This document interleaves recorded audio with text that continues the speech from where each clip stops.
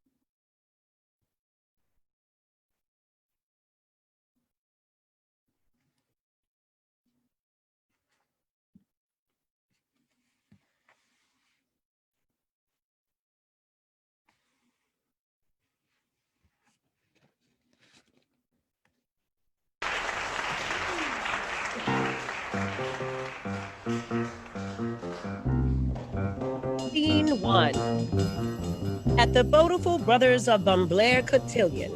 It's the 1970s. An elegant New Orleans debutante ball. Members only. Uppity black men in tuxedos present debutantes with curtsies, bows, and applause.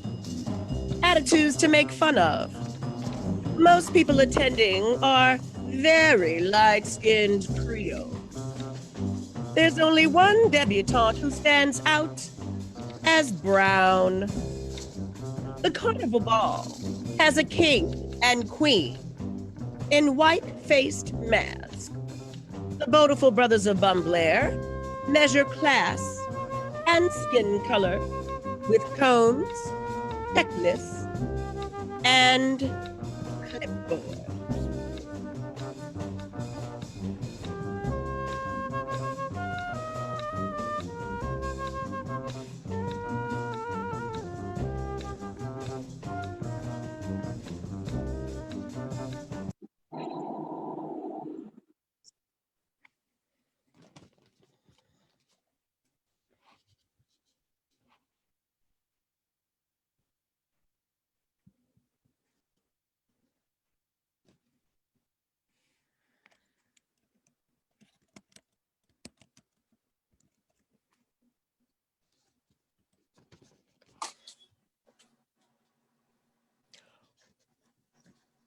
Welcome, ladies and gentlemen, to the Beautiful Brothers of Blair's 1976 coterie of debutantes. Presenting Gina Marina Duvalier, daughter of Louis and Ella Duvalier. presenting Donna Madonna Thibodeau, Daughter of Joe and Joy Thibodeau. presenting Betty Ave Maria Broussard, Daughter of Robert and Rochelle Broussard. presenting Annaline Ralnica William, Daughter of Dr. Dennis and Joyce William. This year's coterie of debutantes contains several kinds of Creole. Creoles, such a cheeky word, so silly to say. Can be the cause of confusion. Just because your grandmother was a Creole does not mean you are a Creole too. Reminds me of creme de la creme and carrot cake. Reminds me of chicken salad sandwiches and Catholic mass. I think of mean red women, high class. I think of crawfish bisque and aubage cakes. I think snake. I think pride. I think snide. I hope this story doesn't take too long to tell, because we must continue on with the cotillion. Cotillion. So we can be even more condescending. And I'll have a cocktail. A cognac. A conversation about guacos. Blue vein Creoles are the most iridescent white of all blacks. Yes, they are able to passer blanc. While others can only pass for black. Oh yes, Creoles are black people, not white people. Red. Yellow. High yellow. Brown. I think light pink. Somewhere a detectable African is there, I think. And we use these Crayola color applications to distinguish our distinct blood droplets of blackness from the rest. Forever passing the paper bag test. Lovely. So even though thousands of Creoles left their families to become white because they were so light, We carry on our white ways without them, presenting daughter after fair daughter, those whom good fortune has smiled upon to the highest of society. And just to be fair, Pee-wee Patent is a blind Creole who tries to pass a comb through your hair just to make sure you're supposed to be there at the party. Facilitators of etiquette. how to eat with the elite. My wavy hair with a flare. Who needs to be out when you can be in? Depending on the color of your skin. To the cotillion. On with some French names and curtsies.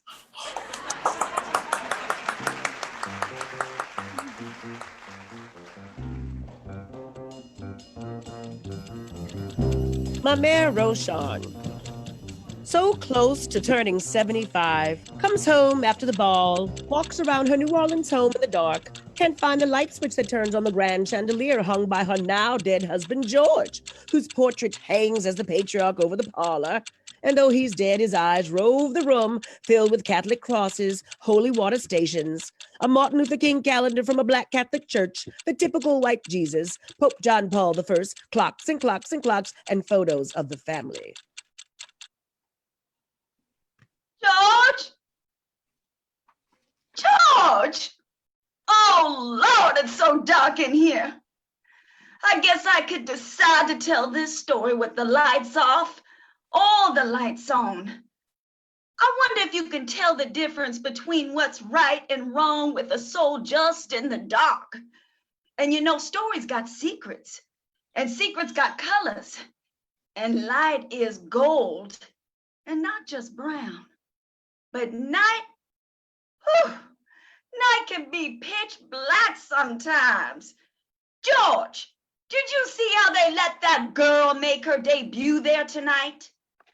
That girl never did anything to you, Ethel. Oh, please. They never ever let Evelyn make her debut. That hurts my heart and my pride. Well, that's not exactly how the story goes, Ethel. But there's more than one way to tell the story, that's for sure. Don't you think our daughter is too old to be in the debutante? Oh, you be quiet. You can't see everything, George. Go on back to heaven where you belong. I gotta bless this house anyways. I ain't got but a few days left in it, if the superstition of December 13th does come to pass. I'm turning 75 years old. And well, that day, it just worries me so. Everybody in my family dies on that day, and it's so close to my own new year. Oh, it's the most swollen darkness of a concern, worrying the hell out of me and everybody in yourself. Too much to think about in too little time. Life and all its worries and loose ends. Who loved who left, gone from where?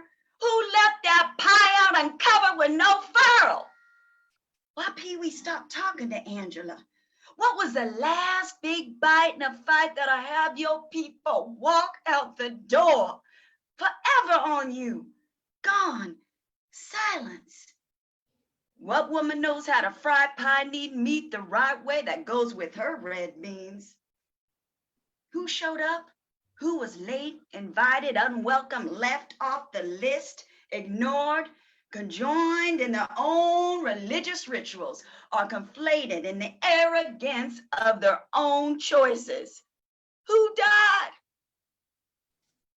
Oh, hell. Ain't nobody want to talk about no old Creoles anymore. Antiquated, inflated, brown paper bags of light-skinned dust. Where my rosary at? Oh, Lord, where my rosary at? The stage and story takes a dramatic switch. Ma Mère, frozen in her living room in New Orleans, now lights up on a young woman in California, shown sun glowing in laser light, thick lips, thick hips, bare feet, no socks but locks of natural hair, curly afro Euro straight mixed with white and brown, and the mysterious blur of what? She's perplexed, reaching, envelops the tremors of earthquakes. At any time, these family members appear in the same playing space, or far apart, in country, and sometimes even time. My mother left her mother's house in the 1940s. Her mother would be my grandmother. Yeah. No one has told me this story. I put together my own puzzle pieces of a timeline built with blurry events. She married my father, tall and handsome, an officer who served in World War II. My daddy was funny, jovial, slick, had a long nose, classic face. But neither of them had any roots. Yeah, you know, roots, ties to the ground. My mother told me that her parents were dead, but that she had a sister who was a cloistered nun in a contemplative order. Women kept away, achieving sanctity and glory in daily prayer, somewhere in Louisiana or base St. Louis. I only found that out because I pressed. I can't believe she told them we were dead. We were well prayed for, she said. My father would joke away any questions about his family. He could hide most comments behind a martini glass and a cigar. A flashback to a mysterious moment in her childhood on a beach somewhere vague in sunny California. Elisa and Sunshine have cousins and grandparents, Daddy. Do I have any cousins? Listen, pretty little girl. Who needs cousins when they have Sunshine and Elisa? The world is your oyster. Look at what your daddy's done for you. Look at the beach. We've given you the sand, the sun, lotion. Just take in the view, Roro. Oh, I know, Daddy. I get so dark when the sun hits my skin. It's like the light of Linda Carter's lasso. I start out the color of feldspar sand, and then I turn brown, and then almost into black tourmaline. It's amazing. Elisa and Sunshine never get as dark as me at the beach. Black tourmaline? Damn it! Dolores! Get this girl to shut up! I deem these questions uncomfortable for him, perhaps sources of pain. A bad memory from my dad, so I never asked him anymore. And well, my mother's carelessness did the rest. I believed these stories, though they didn't add up for a long time, until I found a mysterious stack of unopened letters beneath her lazy chair.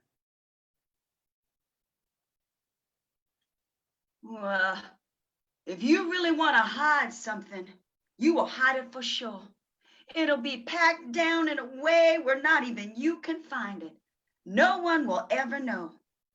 You can bury it in the lake, walk up to the levee and toss it in the river's mud.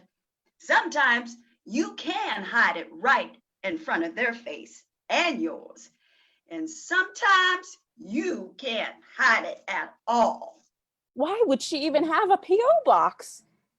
Each letter scribbled on like a child had written it down with great purpose. In marks-a-lots? Some in crayon? Why would another child be writing to my own mother?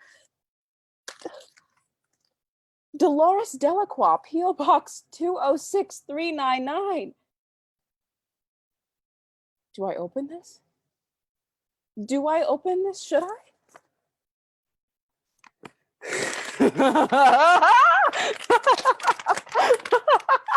Rochelle Delacroix disappeared into the waves of an earthquake's tremor. We see the ghost of waltzing passe blancs dancing in the dust and cobwebs, saying goodbye to the past and their roots. George knows I've lost some things in this house. Oh, I delivered all my children right across from that wall. Apples falling not far from our tree. All of them ambitious, mean, prideful, scared of the Lord. Good with the hands, except Evelyn. All of them with a mind of their own. Pretty light-skinned Creoles, before Creoles even knew there was such a name for such a thing. Oyster pies, Thanksgivings, parties, each occasion outliving my George. All of them children, cousins, and all of them years. All of them gumbos. There's only been one bad gumbo served on Newton Street, and that was the one Evelyn made the night my daughter Dolores left the house with Joe. The story flashes back. In 1943, a scene between Joe and Dolores Delacroix, my mayor's oldest daughter, just married. They have an argument before going on their last outing on town. Look, Joe, I don't know what to think. Why can't they have the address, Joe? Evelyn's going to want to write to me, Joe. I'm going to have to tell them something. What if somebody gets sick and they need me? Dolores, there'll be plenty enough sick people in California for you to take care of. Please, are you almost ready there? You're not listening to me, Joe. Dolores, I am listening to you, and you're whining again. We've gone over this too many times. Twice last week, and I think you tried bothering me about this a few times last month when I was trying to enjoy myself with you at dinner. I have heard you, and this is what you need to understand. Joe, your voice sounds kind of funny. Well, dear, when I'm saying something I've said 7 times before I start getting a little worked up. Joe, you don't have to talk to me like that, please.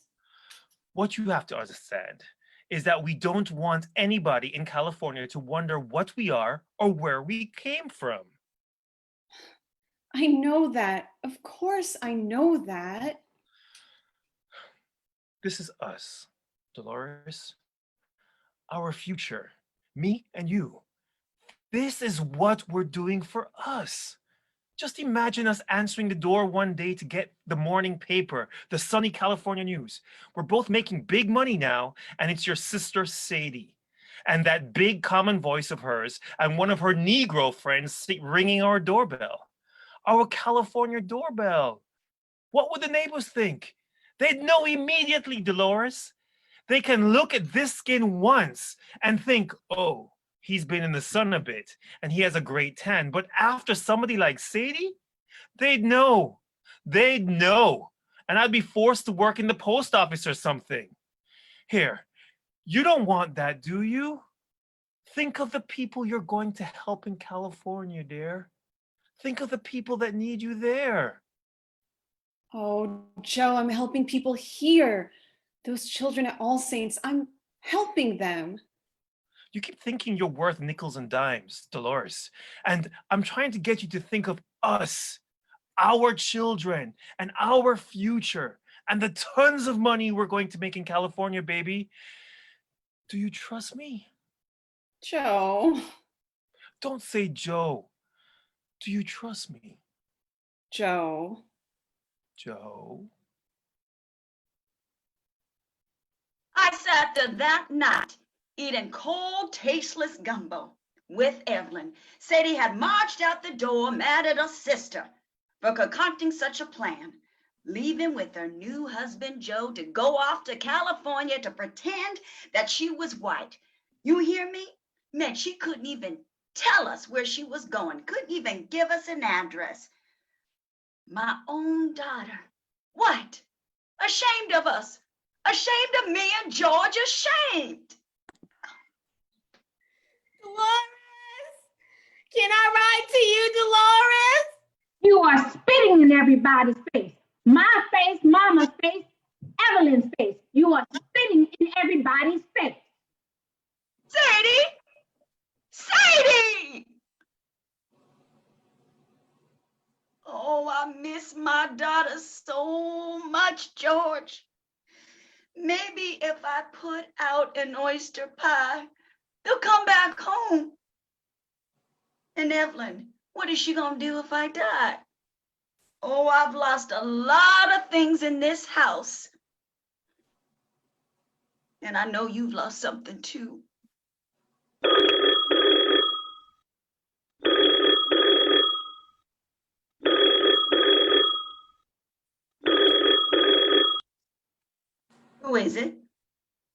Dolores. Sadie? Go to sleep, Ethel. You go to sleep, George. You go to sleep. So this is the story, the documentary. The Creole roots my sister has been sitting on like a pot of gold. Actually, it's just one tale. Roots was a bunch of tales. She can't promise you it was more than one tale. I was the Kunta Kinte of this Creole family. Oh, if she got one story to tell, it'd probably be about Rita or Alva May. Oh, fuck, I'm probably not in her nasty little story anyway. And when exactly did you forget who you are cursing like that, using the F word? Where did you learn that? Where did you learn that, my dear? All that filth falling from such a pretty little light-skinned face. You got a lot of nerve saying I forgot who I was. You'll see. And I'm a Black woman who lives with a white man who doesn't know that I'm Black. Sometimes I just have to remind myself. She ain't telling that story, is she? Some people don't have an iota of dignity or privacy anymore. Privacy? Secrets. Light! Red. In between. I can't stand for nobody to call me high yellow. Lotto. That means mutt mule. Donkey horse. An array of gray shadows. Its own dark dimension. A twilight zone.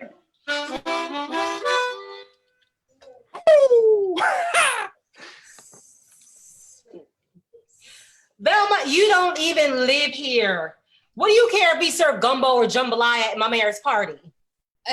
You know, Marie, you talk so loud half the time, I get concerned the parties over here might hear you. Oh, is that right? The parties over there?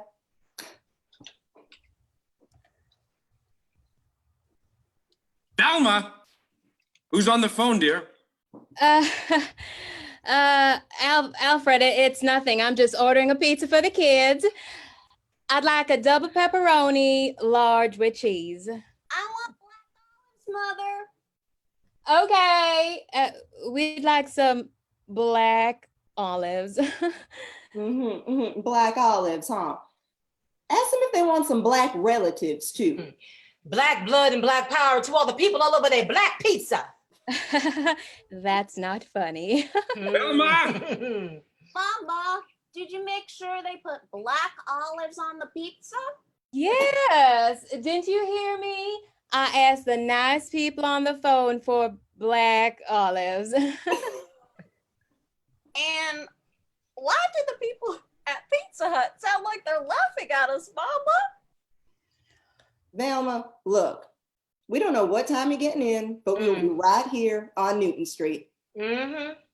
You are catching that plane from California, right, Velma? I'm not sure just yet, but we'll be right over to pick up our pizza. What's dinner tonight, Velma? Up the road, Alfred. McDonald's? Pizza Hut.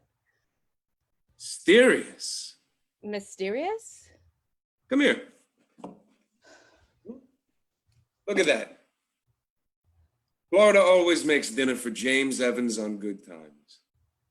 You know, maybe if I had married a Black girl, I'd be getting a home-cooked meal every so often. Instead, you're buying our children McDonald's and French fries and Pizza Hut every night.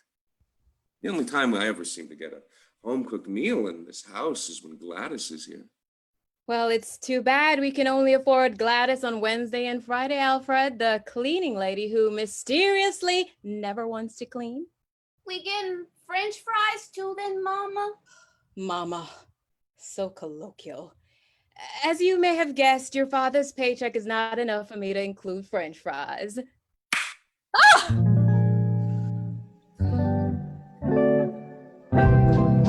My love must Alfred smacks his light-skinned wife in the face She walks out, leaves her family behind at the TV set to watch Good Times. Gets into a beautiful red convertible. The music on the radio pokes fun of her lonely ride. She thinks the whole time about the bargain she's made. Alma, all the way at home in the 7th Ward in New Orleans, Bourgeois Street, talks truth and shit. Now, Velma would have to do the reckoning I could never understand. Lie after lie after lie. Of course, there ain't no pizza ordered. She was talking to us in whispers about my mayor's birthday party. She would have to go to a Pizza Hut, order a pizza, and then make up some excuse about why she was late. You know, she had to pay for a P.O. box just in case the phone bill showed up to the house. She couldn't have Alfred seeing the long distance calls to New Orleans itemized on the account. Just all to protect her secret. Alfred's white and Velma, well, that's Velma's secret. In case you haven't guessed, we can't call her. God, she won't even give us the number. Pretense puts her in the car. Loneliness turns the Chevy's wheel. Her rubber tires just roll their way across the earth. Black, round rubber against the ground. She'll get home late. And then the same thing over again. Pretending. She sees her life like the scale at the meat market, weighing the slab of ground beef against the quarter of chops. If she had done this or if she had done that.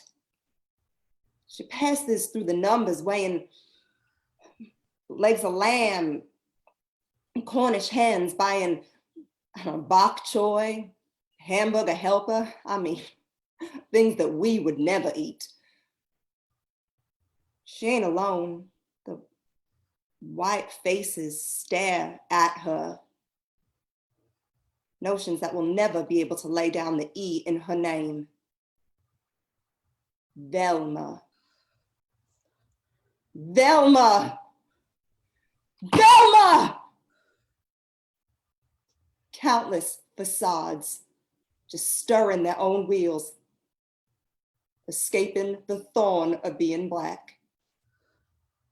One night by passing at the Pearl. And that's where she met Alfred. And now, no thoughts about the sit-ins, no commentary on King. How in the world does she ever sleep a wink?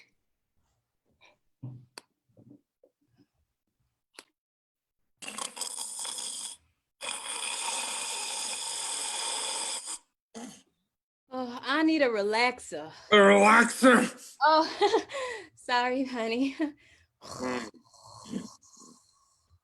Pee-wee gonna pick me up? Pee-wee gonna pick me up!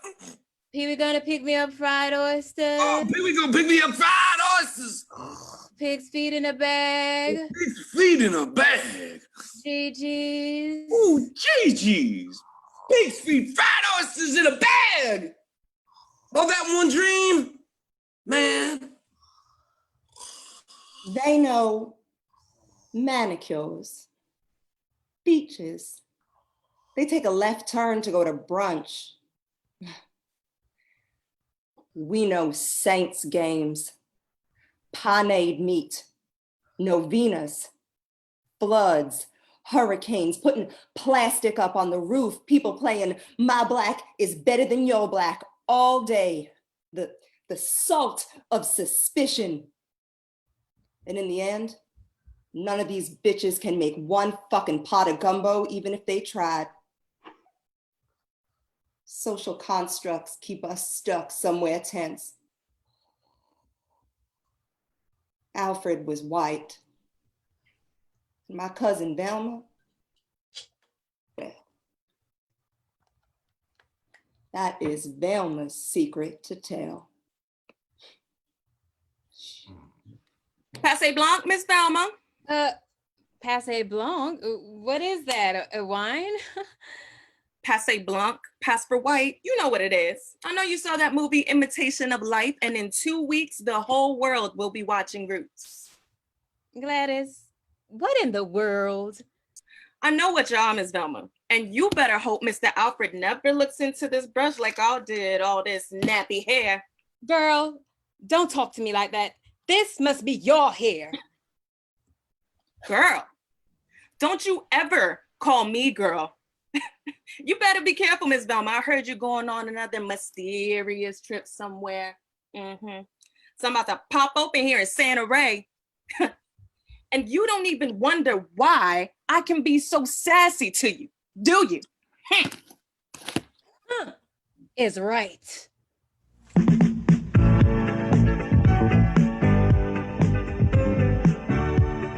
Scene 4, at my man's house in Algiers, her favorite granddaughter Alva has organized a 75th birthday party, though the guest list seems slim. Alva, the daughter of Sadie, who's now estranged as well, won't even answer the phone when her mother calls. She and her husband Jimmy arrive at the family home, full on 1970s plaid.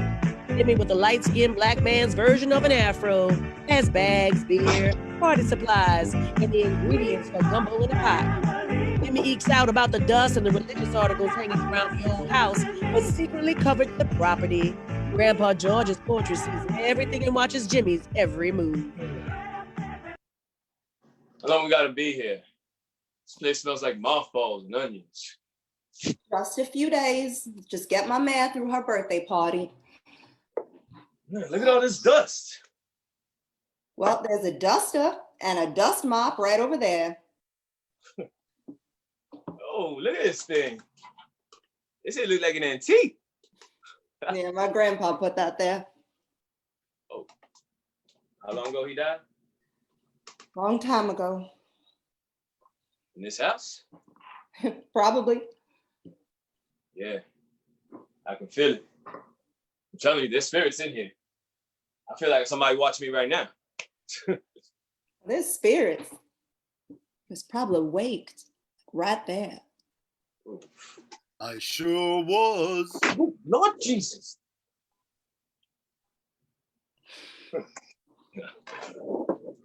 What is this? It's a crucifix, Jimmy. Come on, baby. Come here. Y'all expecting vampires here or something? Well, I'm expecting all the bumps and grinds this family is gonna bring. Yeah. You sure your mama ain't gonna mind watching Benoit while he's sick? 3 days is a long time. Please. Any excuse for her not to come. Yeah. Ooh, man, I remember helping your mama put up that heavy ass portrait for your granddaddy. Ooh, that almost broke my back. I was like, really? It was good. It was. I had a great time. Come on, baby. Come over here. Stop playing. Come here. Stop playing. Stop. So, I don't know when Mamiya passes away, this whole place is gonna go to us, huh? We'll go to Aunt Evelyn, I guess. And I know you are not talking to me about my grandmother dying when we just got here for her 75th birthday party, Jimmy. You know she's scared she's gonna die. That's right, Alva. And it's not anything I care to talk about too much. Your grandfather died on December 13th. My brother died December 13th. Aunt Jean died December 13th. Mary Rochon died December 13th. Little Scooby died December 13th. And I thought we weren't going to talk about that today, my man. It's my house, and I talk about whatever I want. When it's your house, you talk about whatever you want. Okay. Where's my Benoit? Oh, he's so sick. He had to stay with Mama. I told you. I don't want to give you no germs. Oh, germs, germs, germs. She's probably tickled pink to keep my great-grandson away from me. Sadie's still mad about something. I already got his Christmas present, so I'll see him then, if I make it. Whatever you do, if I do die, I don't want you to sell my house to no quacko, neither. They'd run it down to the ground, having them snotty-looking children out there, and then Diapers on that trashy tricycle with the hair on the head running down my house. Have you turning over in the grave, huh, Mr. Sean? Oh, don't be talking about no graves, Jimmy. Catholics go to the grave and they stay there to rest. Now get on the phone and call Marie. Oh, she gets on my nerves with all that black power stuff. I'm tired of coming over here looking presentable with her hair combed, not wearing no pick in her head or no Swahili dress looking like a Sondrian. Y'all don't know who I have coming over here from my party, and I don't want them seeing all that. Oh, well, I invited Mr. and Mrs. Barnes from across the street. Who? And they were nice enough to offer bringing a dish. Oh, master, I hope they don't bring over no chitlins. Every time they cook that stuff, I can smell it all the way from across the street. But I hope Louise brings greens. She makes some good greens. Did you call Father Patrick? I did. He said if he can get out of mass early, it'll be a surprise. I don't like surprises, Alva. I'm too old for surprises. I went on down to the Audubon Zoo and they all asked for you. They all asked for you. The monkeys and the zebras too. Hey, Alva. Hey, Auntie Evie. Are you getting excited for the party? Oh, yes. I'm making You're making a carrot cake. I'm making carrot cake with real carrots, Alva. Hey, Jimmy. Hey, Aunt Evelyn. You look real nice today. Look at you. Oh, yes, she does. She looks so pretty. And she's getting better at her cooking, her dancing, and her curtsy. Show Jimmy, Evie. Say, presenting Evelyn Elaine Rochon, daughter of Ethel May Rochon and the late George Rochon Sr. Say it and see what she does. You want to say all that now? Jimmy, say it. All right.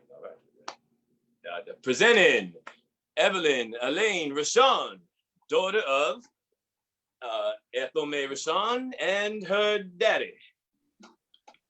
You can do it. Okay, ready?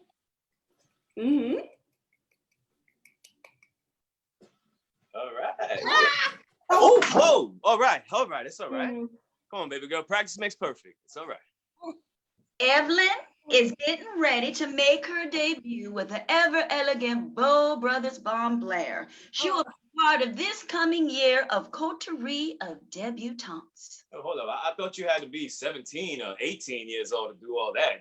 She's gonna be. Evelyn is fine just the way she is. Now get on back to my cake now. Mama, did Dolores call today yet?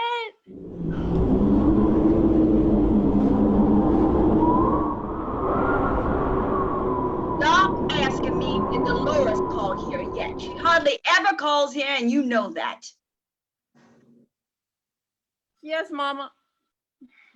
Bye, Jimmy. Bye. So, when is the cotillion, Mr. Sean? February, way after Christmas, she got time. All right. But if by some chance the good Lord takes me home to heaven now, Alva, I need you to make sure that she makes the Bow Brothers Bon Blair cotillion and that she has a nice date with shiny black hair that goes to mass every Sunday, not no quacko. Now, please get on the phone and call Marie before I stop my prayers. Mama, Velma's coming. Velma who? Velma, Mama. Velma. Oh, Lord. You must have told her I was dying or something, because that's the only reason a Passe Blanc would come all the way here from California. Please, dust this front room well. Get Anthony's bedroom together and tell Abby, take out that oyster pie out of the freezer. And please, call Marie. She's just like your mama, rebellious as ever. And my weak heart can't take no surprises. Not on this birthday, not this one. Happy birthday, Lamia.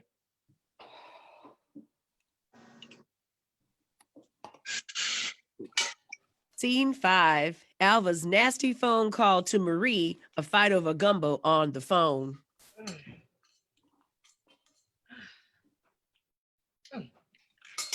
Ooh. Habari Gani, peace, blessings, and hujambo. Marie? Alva! Blessings, sister. What's black and powerful with you today? Marie, you know my man's party. Please arrive at 1:30 p.m. 1:30, that's late. You know my marriage party started at noon. You know I know that. Arrive at 1:30 or at least come fashionably late so you could stay out the way. Stay out the way. Yeah, my man asked that you wear a pretty dress. None of those stripy, swirly, God knows what you call those things. Oh my God, it's called a dashiki, Alva. It's a dashiki and it's symbolic of the motherland and our African pride. Yeah, exactly. Look, just wear a pretty dress. Something that'll make her happy. It is her birthday. Okay, let me get this straight. You want me to calm? You want me to put on a pretty dress? You want me to comb and slick down my hair, even though Europe makes it hard inside these roots already? And you want to tell me to not wear my African garb? Marie, we don't understand you when you talk like that. Look, just keep it simple. And if you knew how silly you looked in one of your dashikis, you'd wear something else, for sure. Oh, okay. All right. You just remember to tell me that story about that time mama beat you upside the head with that aluminum tin can that your birth certificate in it before you realized you were black. She sure did. Oh, she said, don't let that light skin fool you, girl. You are a Negro. You're a Negro. Oh, speaking of which, Thelma's coming. Oh. I'll be. You told my man, you know she don't like surprises. Oh, she's been weeping a lot, asking about those folks. I think she thinks she's gonna die on December 13th. That's why she wants this party. Oh God, it's December 18th. And good thing we're having it early, because you know in the coming weeks, all the world's gonna be watching Roots. We're not gonna have time for these subby passive aggressive family events. Oh, right on, Marie. Roots. Right on. But so I figured Velma, who at least calls once a week long distance, she was our best shot. Ooh, and Dolores. We can't even talk about her. And Mama. I think she's still mad. Mad up about what this time? It's always something. I guess so, Velma, I guess she had to figure out a way to climb out from beneath her lifestyle. Well, that ain't my business. Oh, by the way, you coming alone to this party? Alone? Oh, no. I'm not alone, Alba. I'm not alone at all. I'm gonna be with my king. We got some very exciting news to share with the family, and you better be on your best behavior when we do. I'm sorry, news? What's that clanking going on in the background? I'm making gumbo. What? I'm making the gumbo. What do you mean you're making the gumbo? I'm making the... Never mind. Oh my God, what do you mean never mind? What do you mean never mind? We just talking about the gumbo. You're not getting off the phone until you finish that gumbo. Just don't worry about it. I'll handle it. What do you mean handle it? Like I'm handling it right now. Like I'm standing up over the stove, handling making gumbo right now. Well, Evie is making the birthday cake. What are you talking about the birthday cake? Nobody talk about the birthday cake. We talk about the gumbo, Alba. Why do we always have to assume that you're making the gumbo? Marie, didn't you just tell me that you stopped making a roux for gumbo and now you're using canned pumpkin as your gumbo base? You cannot make that from a man's party. Okay, I thought you said that this was just family. It is just family, but family does not want no pumpkin vegetarian gumbo. I mean, please, especially not her. But we're having company, Marie. God, this is just another case of the self-loathing of Black hatred that exists in this family as a metaphysical metaphor that represents the rotted sperm and the generational bondage of massa on the slave plantation that grows unharnessed inside of us, relating to Africa and the wide-nostril ancestor that lives deep inside of us for way too long. Oh my God, Marie, are you serious?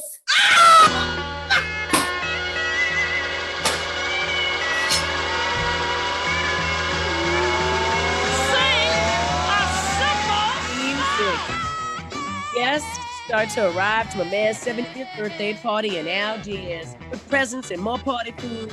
Cousin Pancho and Billy, both naval officers, seem undeniably affectionate with each other, though they semi-try to hide. The Barnes family from across the street, Alva works on gumbo, and Jimmy is welcoming, grumpy, or suspicious, depending.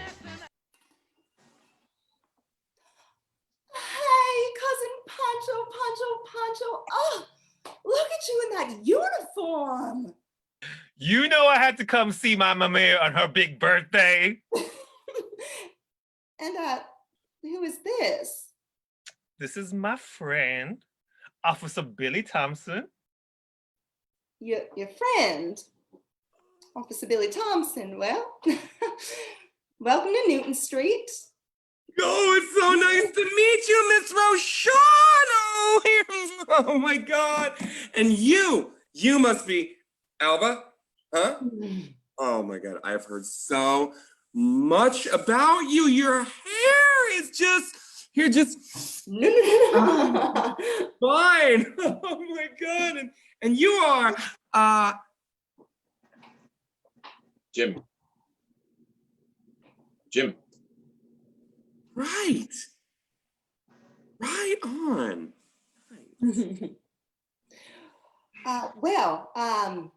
So you must get a lot of attention from the ladies in those sharp uniforms, gentlemen. Well, can you blame them? Hold on, is it customary for colored officers and white officers to reside in the same sleeping bunks and quarters in the Navy? I mean, I heard things were changing up, but colored officers, yeah. That's never been an issue for us. No, never an issue.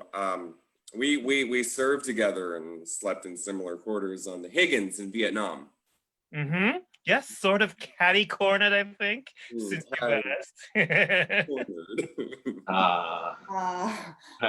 I see.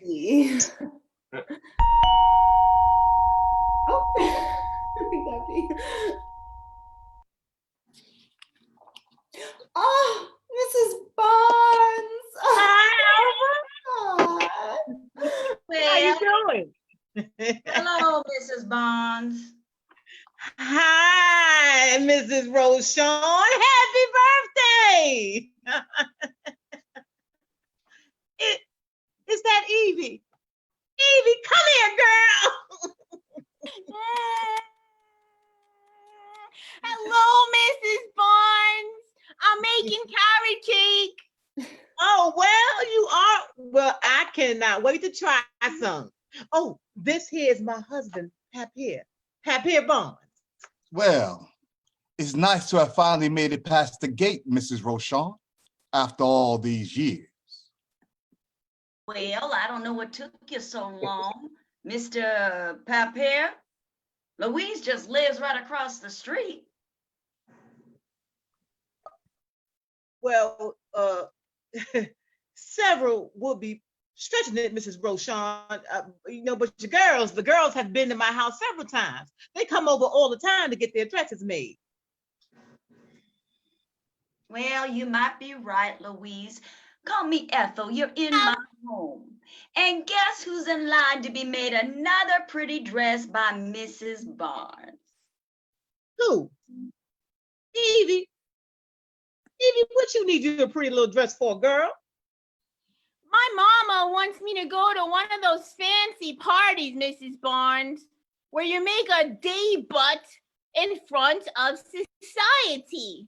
But I don't want to go. So you don't have to make a pretty dress to me at all, because I'm not going. I'm not going. I'm not going. Oh, a debut. Oh, I get It's it. called a debut, Evelyn, and you are definitely going. No, I'm not going. I'm not going. I debut. See? I spelled butt. I spelled butt. Well, don't you worry about it. Don't you worry, little lady, because we'll get you fixed up and ready. That's for sure. Ow! I remember taking that Trina Sassery girl to her debut. Did you now? I wonder how that turned out. It was quite an affair. Her hair was nowhere near as beautiful as Cousin Alva's. Oh. Well, I've been using Brack, Cousin Poncho. It's my Farrah Fawcett. Well, I don't know It's what better than Farrah Fawcett. I don't know what I would do to get Farrah Fawcett hair. Oh, you know exactly what you could do to get some Farrah Fawcett hair. Mrs. Barnes, what is this? Oh, those are Mrs. Roshan's favorite. Those are my greens. I picked them out in my garden myself. Oh, yes, I did. Oh, Louise, do you remember that time? Your water got cut off right before New Year's, and you had to come over here and ask me to use my water, and we washed each leaf fresh of dirt right here in my kitchen. Yes, I remember. And do you remember that time that you and Sadie chopped pickle meat up and made red beans at your house all day long? And then we listened to Billie Holiday and Slim Harpo on your phonograph. I was trying on my confirmation dress. Oh, yes, Sadie, I do remember. I remember Sadie loved Slim Harpo, Evie. Yes, she did. I remember. And where is Sadie today, Mrs. Roshan? Where is Sadie? Is she here? Where's Sadie? Mrs. Barnes, she don't come around here no more. Neither does my sister Dolores. But I write to Dolores in crayons all the time. Oh, you write letters to her P.O. box all the time. She's never written you back and never given you no address. Don't you ever forget that. But Jesus would want me to forgive that, Mama. Jesus. Don't you ever fix your lips trying to teach me nothing about no Jesus, especially in front of all these people.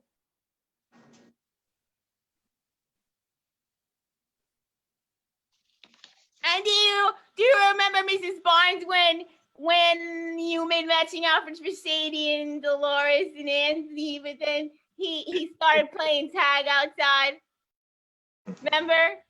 Yes, I do, girl. And he ripped out the behind right before the show. Yes, I do remember that, Evie. Yes, I do, girl. And he had to wear Patricia's plaid pants. I got a picture of them right here. Oh, let me see. Oh, okay.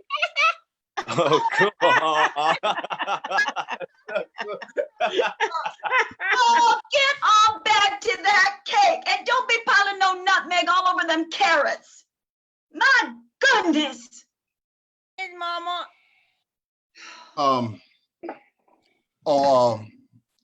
Here you go, Mrs. Roshan.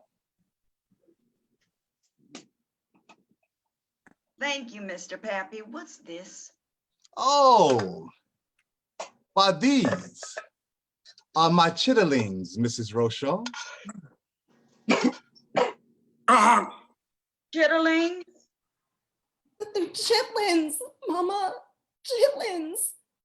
Oh, yes. Why, of course. I never tried a chitterling before. Well, lucky for you, there's a first time for everything in this life, even at 75. Here, try some. Don't worry, Mrs. Roshan. We had ballot eggs and blood pudding in Vietnam. Oh, really? I'm sure you ate much more than that, though, too, huh? I'll wait. I'll wait till the gumbo is done. Oh, I bet you Alva makes a great gumbo. Oh, yeah. I watched my mare making gumbo in that kitchen, who watched her my mare in that kitchen the same way. And my mother, Sadie, she actually makes a very special gumbo. So no, Mrs. Barnes, there's nothing quite like my gumbo.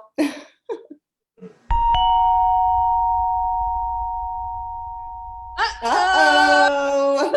Ain't nothing like my sister Alva's gumbo till you had mine. Oh my goodness, 2 gumbos.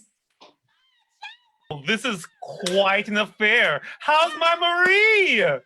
Look at my cousin. Look at you in service to this very complicated country. This is exactly why I brought my camera to document this very historical day with my family. You know, don't pay attention to it. Y'all just act like it's not even there. Okay? Wait, we gonna be in a movie? Wait, come here, Jimmy, look. Marie's making a movie about us. I mean, I gotta lose about 1.5 pounds. I can see it in that little glass right there, but ooh, look at me. Look at us. And Roots is coming on soon, and everybody's gonna be glued to their TVs, but are you gonna put us on TV, Marie? Would you please turn that television off? It's not a TV, it's a camera. And who's this? Oh, everybody, that's his friend, Ponchos. Okay, all right. This hi. is Officer Billy Thompson. Oh, and this is my man. He is. Oh, My name is Baraka Akuchi Ali. all right. Wow, his name is as long as the day is long. That's for sure. Happy birthday, Mrs. Rashawn. It's a pleasure to finally meet you. Yes, The pleasure is all yours. Mm. Oh, Marie, look how big your hair's gotten on top of your head. Your little lab up there. Ooh, oh yes, my Marin is here to eat you, my dear.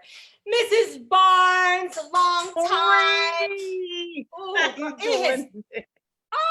it's been a while. You know, my mother, she had such poignant stories about you coming over here, chasing down Dolores for passing for white on Canal Street. You know, would you mind telling one of those stories for the camera? Oh my goodness, it's part of our trauma people don't really know about. Would that be okay with you? Passing for white on Canal Street? For white? Okay. All right. Okay. Yes, it wasn't just Dolores. It seems like every other week a Roshan or a Demosley A would forget one of my children on the street. Flashback to the past. Patricia Barnes sees Dolores Rochon on Canal Street when they are just teens. Dolores! Dolores! You don't see me, Dolores? Don't see you. You so black, gal. How can I miss you? Dolores! Dolores! Where you going to? The movies? I want to see The Sound of Music. The hills are alive. Gal, how do I know you? Get along. Get along? We just ate po' boys with Russell on the street the other day. What's wrong, Dolores? Like I said, gal, get along. If I didn't know what a nice young lady you really were, I think you rushing me off was a little rude. Who is this gal? Bye, gal. Bye. But St. Mary's girls are never rude, right, Dolores? St. Mary's, isn't that a school for colors? Isn't that a school for Catholic colors? Like I said, gal. Bye, gal. Bye. Back to the party. Well, my Eugene has been trying to date a Roshan ever since we moved out here, and he never had the chance. Now I wonder why. It's like he fell in, it's like he drank some type of voodoo juice that made him fall in love with just the light-skinned girls. Now you've been drinking some of that same juice too.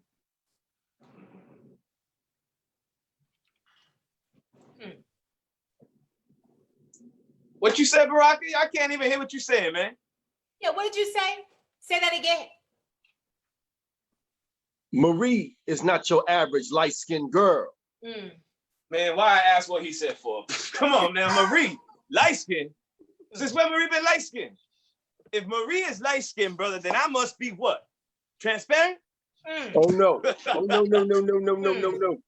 The African line runs deep inside of her. We do not quantify our blackness with society's narrow and marginal thinking. Marie has been schooled on several power movements set forth to liberate our people. The Panthers, Stokely Carmichael. We even attended a speech by the Honorable Elijah Muhammad at Dillard University, and he could not take his eyes off my beautiful Marie. Well, Baraka, he had his eyes on my mind, my big ideas. He loved the size of my camera, my gumption as a filmmaker, and he could feel the blackness of my soul coming out my corona chakra. That's right, baby. Girl, you know, he had his eyes on something big, you're right, but it wasn't your camera. You know, I think y'all all been drinking that light-skinned girl voodoo juice. Well, Mr. What's your name again? Baby, it's okay. Baby, it's okay. No, I got this. I got this. What is it? Pappy Barnes, but some call me Pappy. I got it. Well, Pappy, the world is our oyster. Brother Barnes, a black man in 1976 can do far more than adopting these slave names and these slave habits, my brother. Wait, slave? Yeah. Baraka, right? Yes, sir. Look, I am not a slave. Last time I checked, I worked for the Sewerage and Water Board, and I've been collecting a regular paycheck all of my life. Come on, baby. Come on, baby. The Sewage and Water Board is its own plantation, my dear brother. Trust me. Let me guess. You were the one that brought those chitlins over there, didn't you? Chitterlings. There's chitlins in here. Okay, well, those chitterlings that you brought here for my almost grandmother-in-law are hogging tested. Oh, what on earth? Why would you bring that, my brother? I'm just asking the question. Wait a minute. Almost grandmother and what? Baraka, my love. We should at least wait until the gumbo is served. Let me fix you a plate. Where's the food? Where's the food, my man? Albert, where's the food? Where's the plate? Come on now. Louise. Now, I know you told me about this fancy chandelier that the Rochons had, but evidently it's not the only thing that is high and mighty in the air. Now, what do, Baraka, my love? I got that. Baraka is a physicist. Well, he's studying to be one at Dillard. I met him when I was buying my camera. He said, "What fine lines, what fine lines." Oh, baby. A physicist. That's a very big deal. What exactly does a physicist do? Tell him, baby, come on. Complex calculations, computer analysis. We monitor contaminated systems, stuff like that. All right, all that. Well, Baraka, coochie.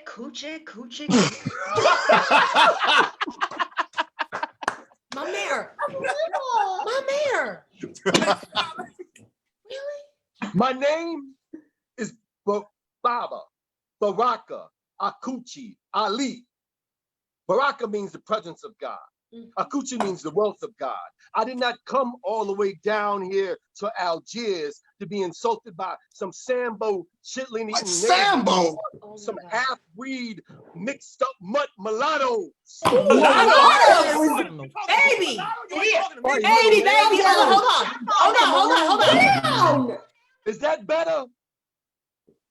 Y'all better get this, boy. Y'all better get this one. Mule child.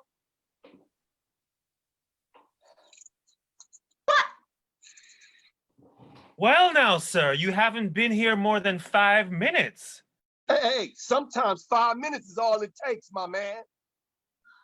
Baraka, my love, my grandmother is from the old world with a very old world sense of humor. She's never met a physicist, especially not a physicist as fine as you, my love. Thank you, Come baby. on, baby. Look, may I offer you some gumbo? Oh, but that would be my gumbo that you would be offering. My gumbo's almost warmed up. No, but you would be having my gumbo. My gumbo, Marie. No, it would be my gumbo. Marie, shoot. No, you shoot, Alba. It would be my gumbo. Mr. Baraka Akuchi Ali. Is that right? Yeah, that's right.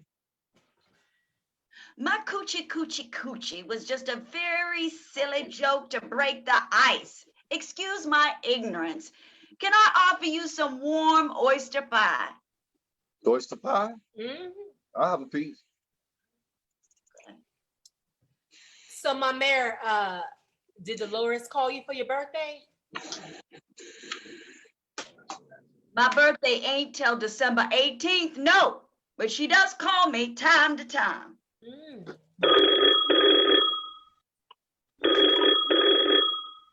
Speak of the devil. Phone is ringing. Is anyone gonna answer it? I can't figure out what makes her answer it or not. How do you know if it's her or not? She can tell by the ring. Oh my God. Good. They're gone. If it's important enough, they'll call back. Well, what if it was Velma calling and asking for directions? Velma, please. It's been so long since she's been to this house. If she needs directions, she can ask the white man at the gas station. Velma? Cousin Velma's coming here today? Wow, I almost forgot that she was a person. Wait, hold on. Velma, is that your cousin that married some white dude that don't even know that she's black? That's the one? Is this the Phil Donahue show or what? Or what very well be my last birthday party? Oh. Is everything okay, Mrs. Rochon? Grandma, you are in perfect health. Oh, come on. You all act like everybody has to know our family business. Isn't there anything to talk about? Huh? It's a party. Can we talk about my gardenias? Or the boy just said he's studying physics at Dillard's. Ask him about that. Alvin and Jimmy trying to buy a house in Gentilly. Benoit gonna be starting school soon. And Marie obviously hasn't done anything to her hair. Why don't we ask what she wants done at the hair salon? And nobody even dared ask me what or where my poor Evelyn is gonna go to the ball with. There you go again about my hair. Has anybody seen Charlie's Angels? Oh my goodness, and if you didn't want me to talk about your hair, why did you come over here looking like Zimbabwe? Oh, God. And you wonder why my mother doesn't come over here anymore. Do you know why? Do you know why your mother doesn't come over here anymore? Sadie, tell me why. Why doesn't she come over here? That's it. I'm gonna find out myself why she don't come over here anymore.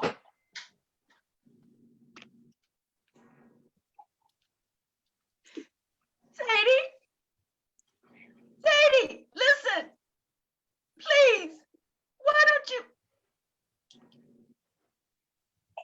Sadie?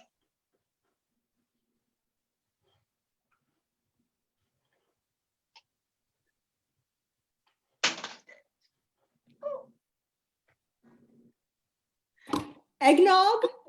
Oh, Who would like some eggnog? Yes. Good idea.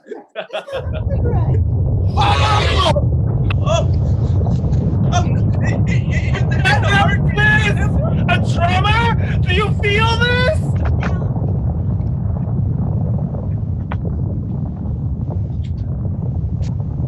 Can't be no hurricane.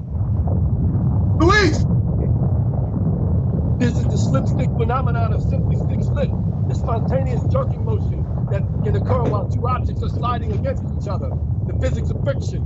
Brothers and sisters, this ain't no hurricane. This is a banana split.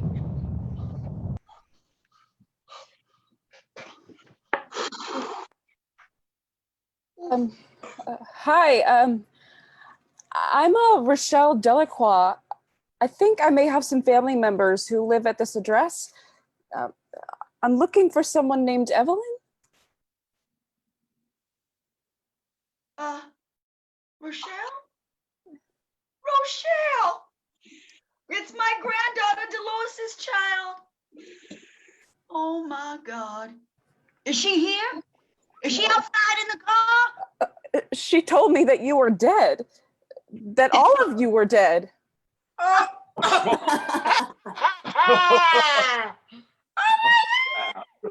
have mercy. Girl, sit down and tell us how dead we are.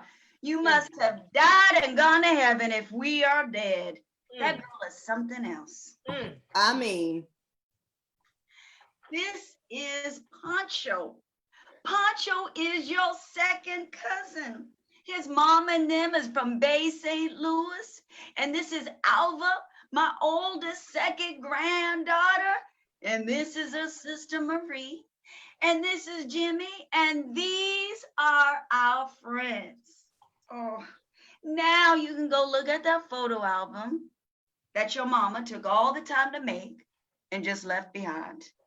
Oh, You know, Mrs. Rochon, we have people in our family that did that same thing too. Did what too?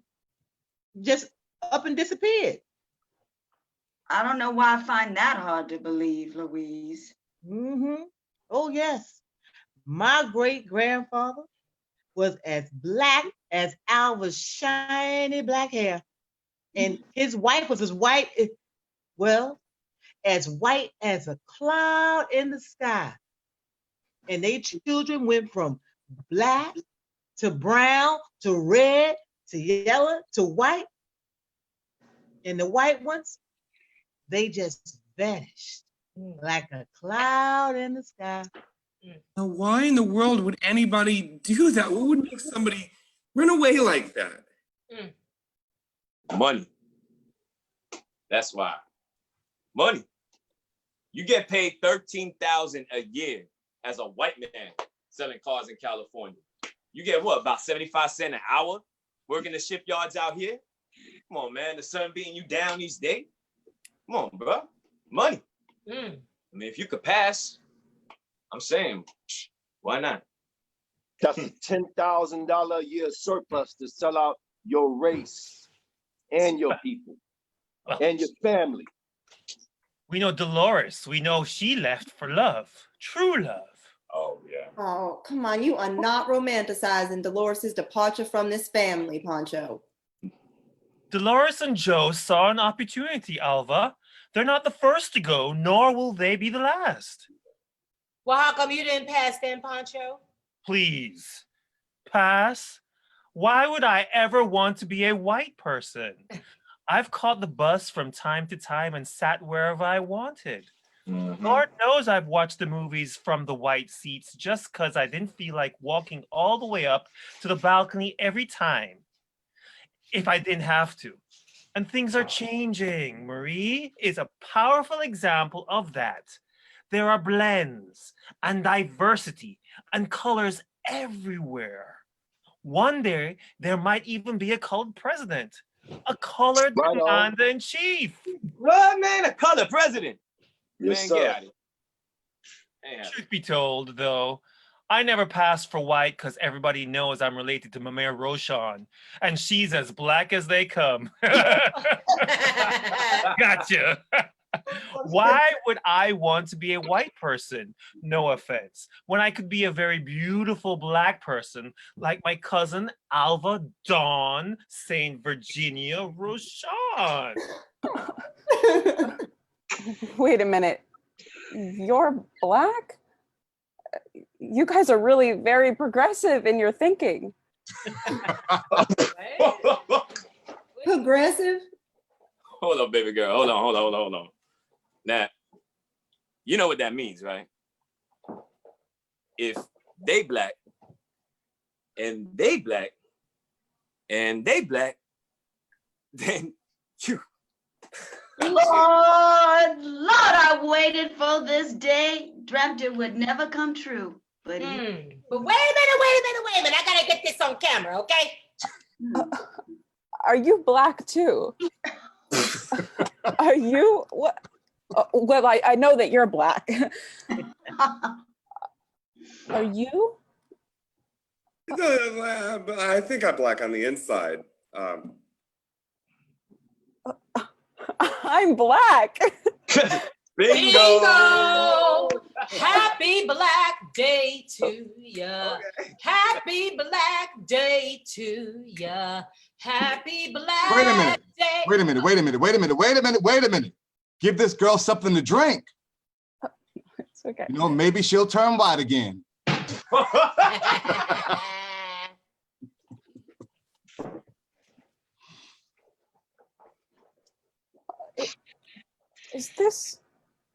Is this Evelyn's handwriting?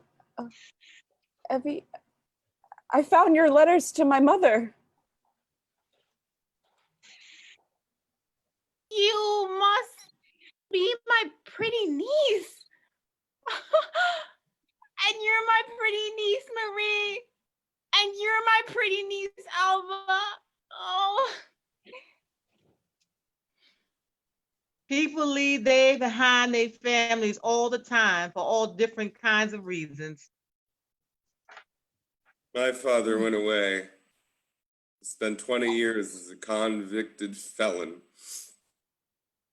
Not that I'm proud, you know, but just so you know. I'd miss my family too much.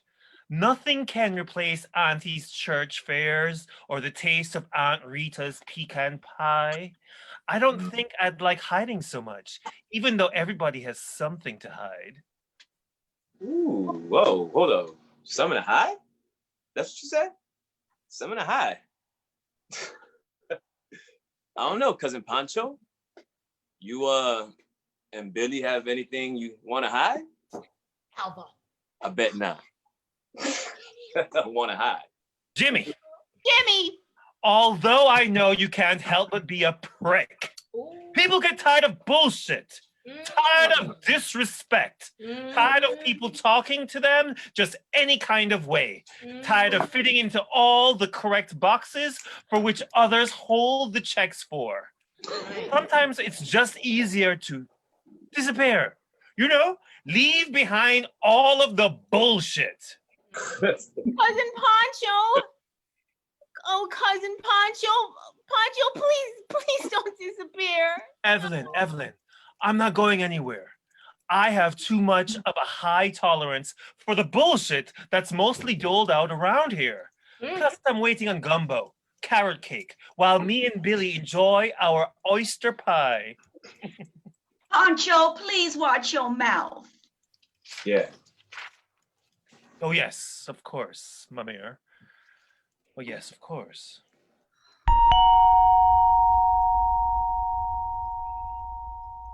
Oyster pie!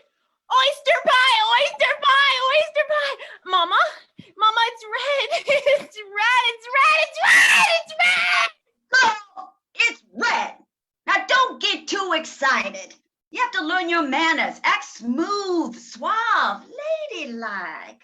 Go make yourself look like something as if red is at the door. Who is it? You know it's Lionel. Lionel who? It's red. It's red, Miss Rochon. Go open the door and see what he's got. Oh. Happy birthday, Miss Rochon. Hey. Can I help you? You married? I'm just messing. Red, Alba, and keep your eyeballs back in their sockets. You got Jimmy if Jimmy don't do nothing but watch Saints games on the TV. That's fine, Mama, but his name wasn't on the guest list, and it looks like he's dripping shrimp juice all over the front room floor. Oh, no, that ain't shrimp, ma'am. They oysters. Well, oysters, shrimp, catfish. Now, I know you are not putting no oyster sack on this front room floor. I'm sorry, ma'am. I'll go find someplace to put it real quick. Relax, Alva. Do you know how much them oysters cost at Frank's? Oh, Red brings over them oysters from the love in his heart. Evan will tell you exactly where you can set them oysters down. Okay, Miss Rochon. He's going to take Evelyn to the cotillion. What? Mr. Sean, he don't even look like he could spell cotillion. Come on, let alone be no escort. I mean, come on now. Surely we could all do better than all that now. Come on. Jimmy, can you spell cotillion? My Eugene has been wanting to go to the cotillion, and he would love to take Evelyn if he had the chance.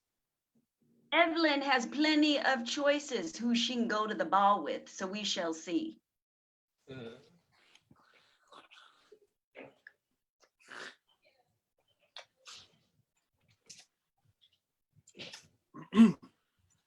Want an oyster?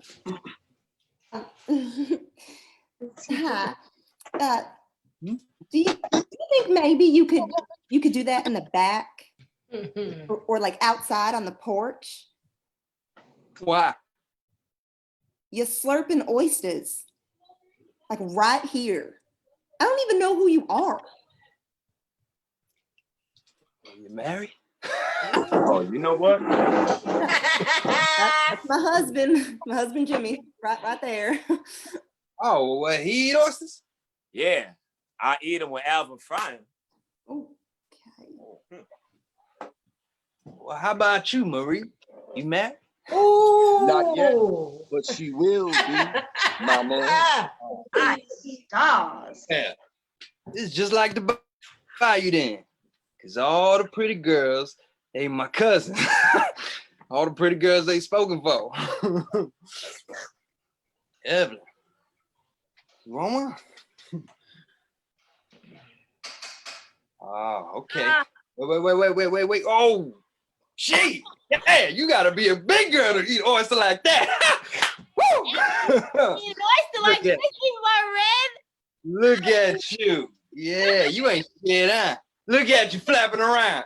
Little chicken bird. Look at you. Girl, I'm gonna catch you. You know that. I'm gonna get you. Hold on. Bird, Red. No. I'm a pelican bird. See my arms big. And Yeah, you a pelican. I see you. You ain't scared, girl. Look at you. Come here, girl.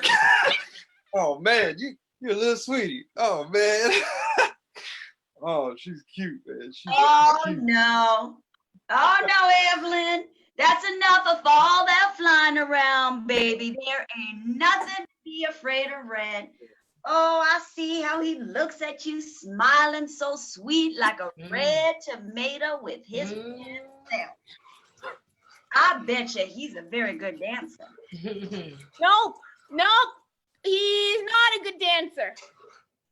I don't know if I know how to dance, Miss Rochon. You don't know how to dance.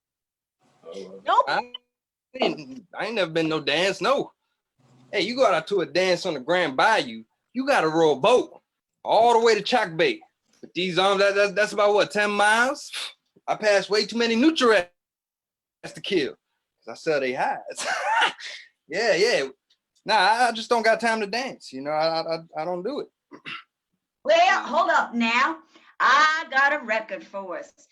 Go put it on, Jimmy. It's the same song that they play at the Bow Brothers Cotillion. We can practice it right here at my party. I don't know.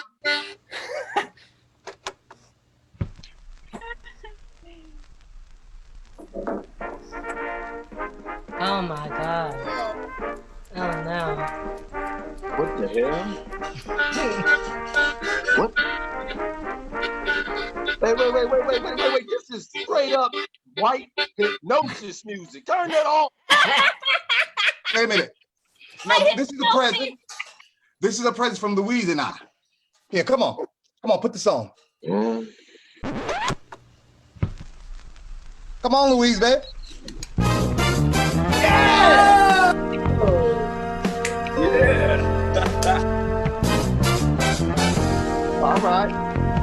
Y'all got a party.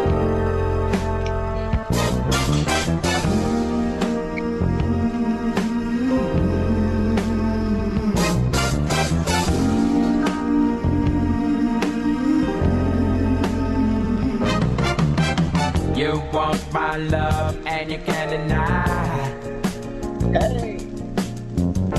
You know it's true, but you try to hide. Yeah. You turn down love.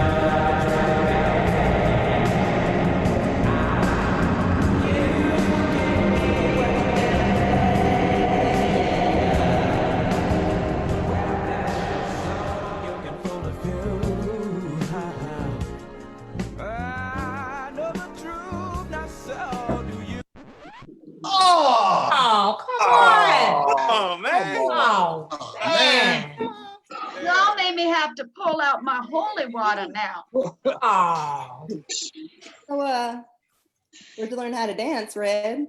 Shrimp boat? Yeah, you learn how to dance on a shrimp boat. That's you. That's you on a shrimp boat trying to learn how to dance. Woo. Yeah, and your man, you need to feed him some oysters, keep you dancing with him. Else he might lose you out there in the water. Wait, what you talking about losing Alpha? I ain't losing Alpha. I ain't losing Alpha.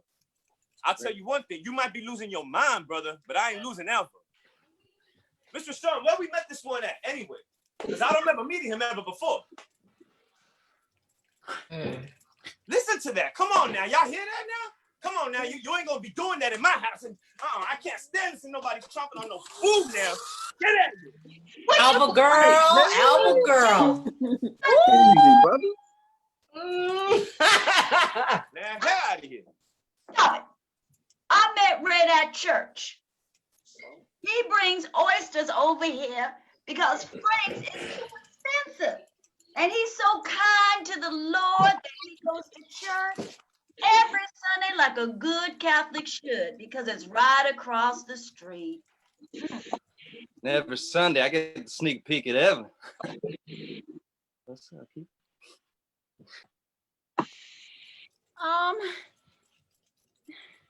Red, I love you. I love you. I love you, Red, and I'm not afraid of anything you want to do with me. So if you ever want to do anything with me, I am not afraid at all. That's good to know. Good to know.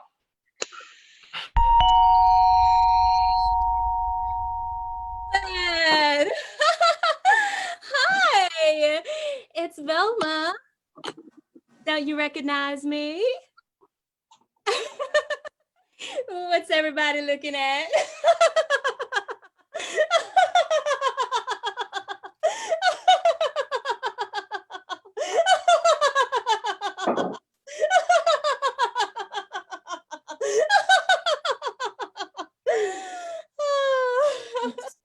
It's just been so long.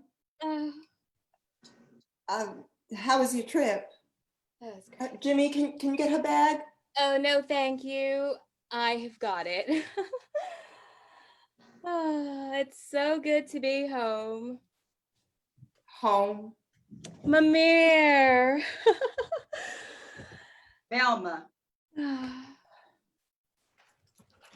Hi, I heard that you were passing for white in California, which is amazing because I'm actually white. And up until today, I had never heard of something. You don't say. No. Oh, Pancho, some things never change. Marie, still? It's such an exciting outfit with a handsome man. Alva in an apron. Jimmy nestled in the couch looking forward to TV. And Aunt Evelyn, sweet as ever. I don't even think TV was invented the last time you made an appearance out here. And who's this? A third cousin? That's Dolores's girl, Rochelle. Her mama don't even know she's here. Oh, how did you get here all the way from California? I hitchhiked. Hitchhiked? Lord, today. Ooh. We could have caught a ride together. Are you my cousin too? Do you know my mother too? Oh, your mother is infamous in this family, Rochelle. Your parents wouldn't even let me show up at their door, and we're in the same position, if you know what I mean. I think she called me once when I was out there. Look at these photos. Mamir, this is Paul. And look at little June in her communion dress. And oh my goodness. Look at this portrait of Grandpa. You finally got it up. Yep, we finally did. I got it up by myself. I put up that portrait for my man. And I laid out the new floor in the kitchen too, so don't remember that. That is worth gold. Well, The house looks good. Good. Good. Who picked out this rug for you, Mamere? It's so different from the one Ancillere brought in. Alva picked that out. Oh, and the curtains? Alva. Oh. Hello. Hello. Are you Louise, say hello to that woman now.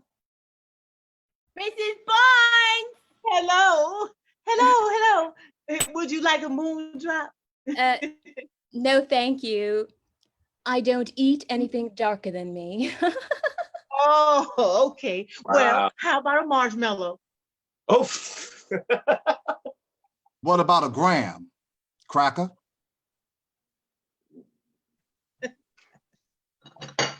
Louise, offended, walks into her own playing space with a voodoo doll pincushion. To think I made greens all day for this party, and now I'm sitting here waiting on a cake that's probably going to be dry. You know, I stitched pockets in them coats, in those girls' coats. I did. So they wouldn't lose their bus tokens. And I made labels special in their dresses with their names on it. And I made like matching bobos for their silky, shiny black hair, for them to tie it back. Because it is so silky and pretty and shiny. I made those bobos, yes, I did. And to think, the idea that they would put on their white waves for my Patricia on the street, why, it makes me tumble. What terrible idea. Terrible.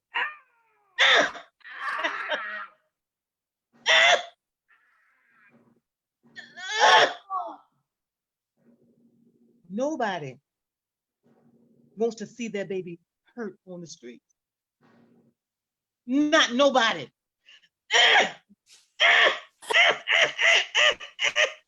Marie. Alva. It's been years. How's your mother? She's not here? And your father? He died, Velma. It was last year. We had a whole funeral, the entire family. It was very sad. Did they have chicken salad sandwiches at the repast? You know it. But that's not your father too, right, Marie? I have a different father, but I'm Sadie's daughter too. Oh, I remember Aunt Sadie. She was divine. We picked satsumas off the tree out back and set up all our little dolls with teacups. She made up actual conversations with me and our dolls. Isn't that lovely? My father had died. And my mother, well, Aunt Sadie. She always asks me questions about myself. Always reminding me to have clear dreams. That sounds like our mother. Do you have clear dreams? I dream about you all. I think about y'all all the time.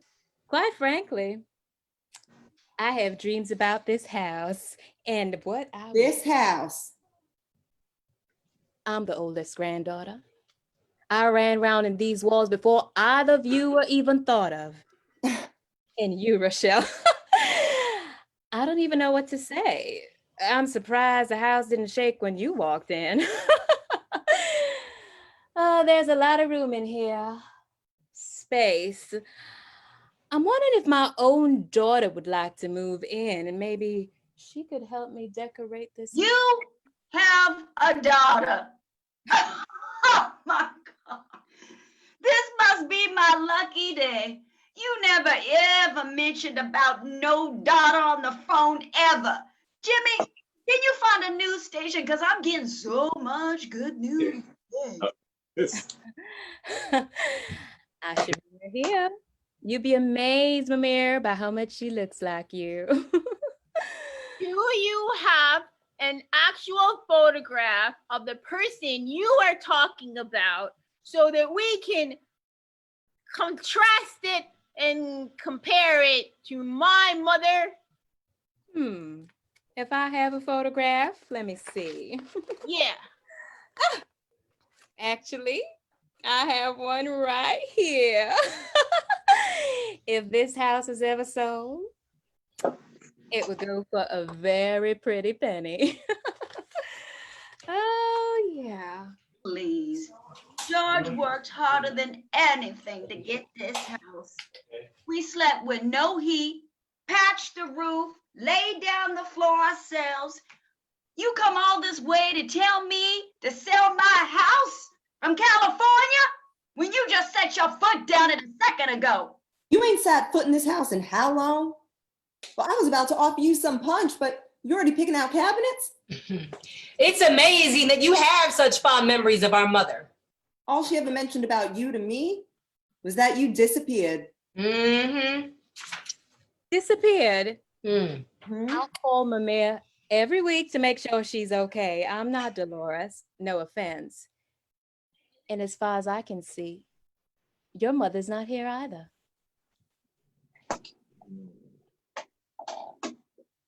Palma, you married? What do you think, Red? Are we related? None of us were invited to your wedding, Velma, or maybe she invited all of y'all. I get so used to being treated like the nigga of the family. And you wonder why? Yeah, well, when we get married out on the bayou,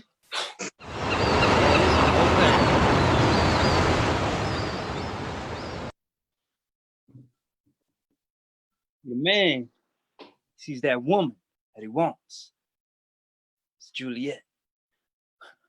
And then he go tell his mama, and my mayor go talk to her mama on the girl's side, and they meet out there on the water. His brothers and his family, they take their boats out there.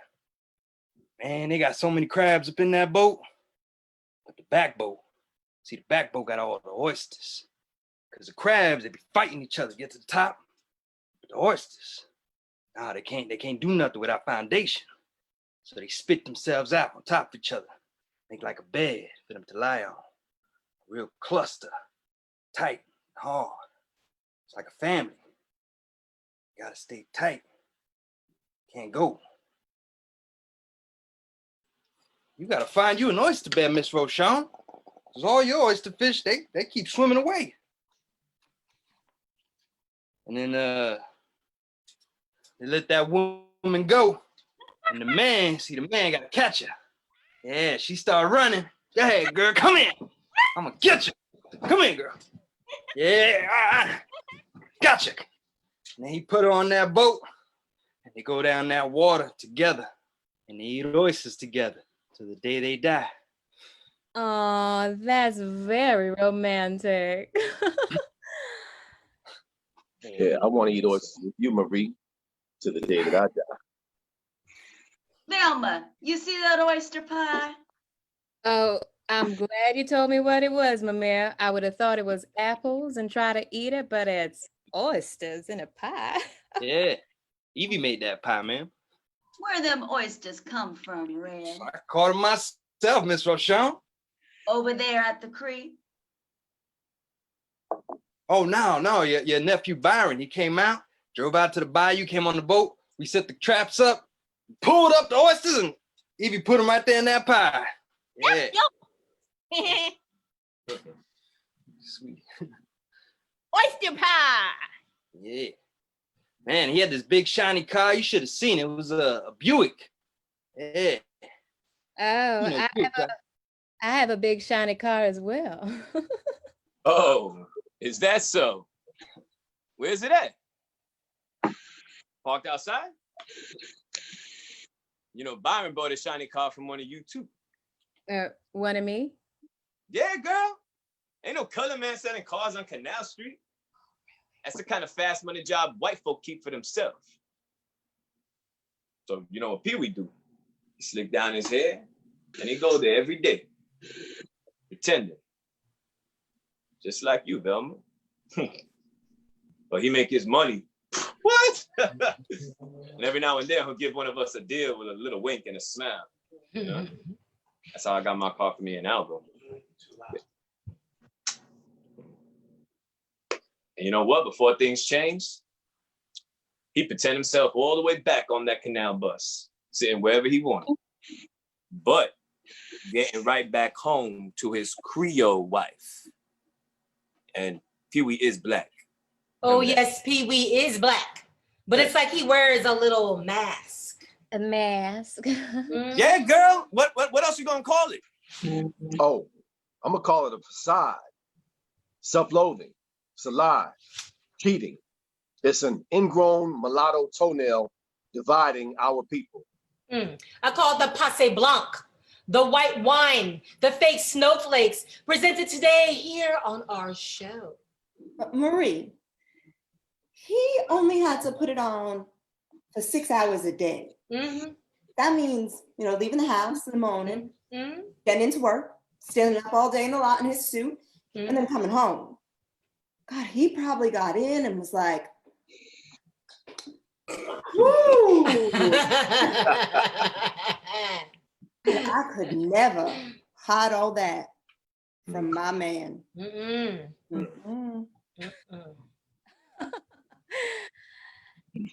Easy to pass judgment when you live on one block of the world.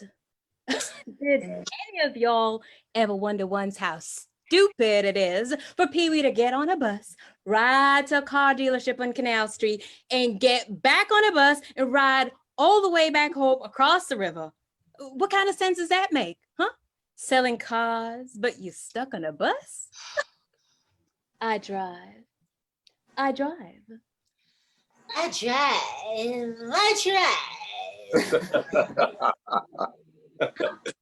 We live on one block of the world. Ooh, Velma, you have grown up to be so sassy. Sassy. It's not that you lied to your own husband and your own children that you never, ever even bothered to introduce us to. It's the fact that you miss so much, both of y'all. Rochelle, now Sadie too, still mad over something. Come over here, Rochelle. Look at these photos. Rhoda's parakeets, midnight mass. How Benoit looked when he was born.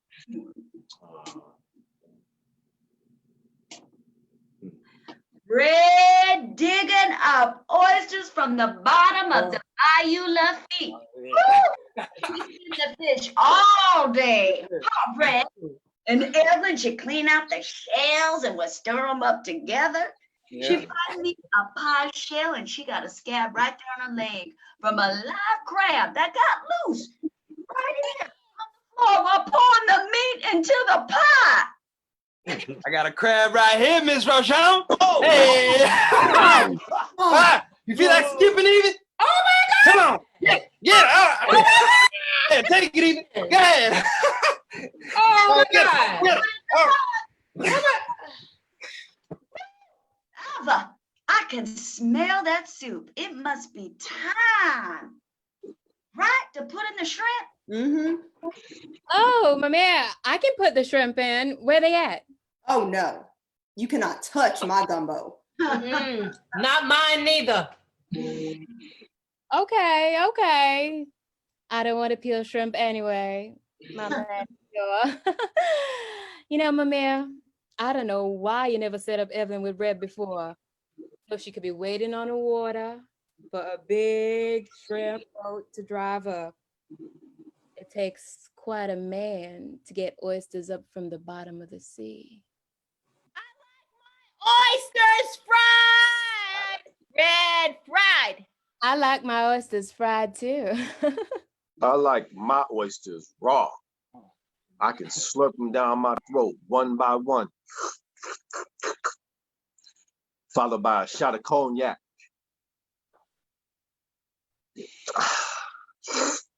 Aphrodisiac. Woo! You would just use any opportunity that you can say the word Afro and flick your tongue all around. Oh, yes. Afro. The chic and the chic and the chic. Chicky. Up high, down low. Dynamite. Yeah. Yeah. See, we do got something in common, Mrs. Vachon. We both like JJ. Oh, yes, I do. I watch JJ every week with Evelyn.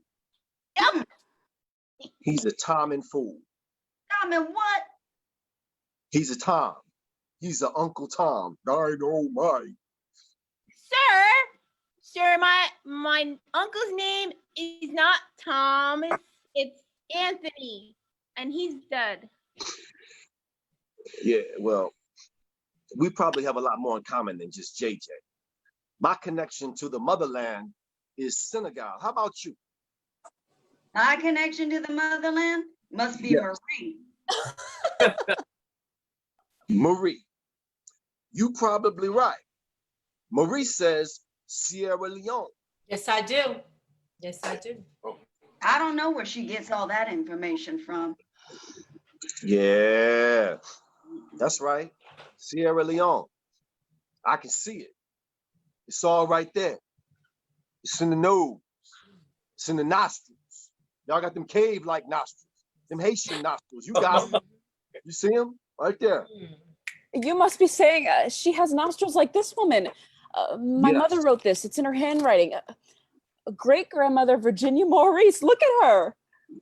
Yes. Y'all got them African nostrils. Them got them African nostrils made for breathing.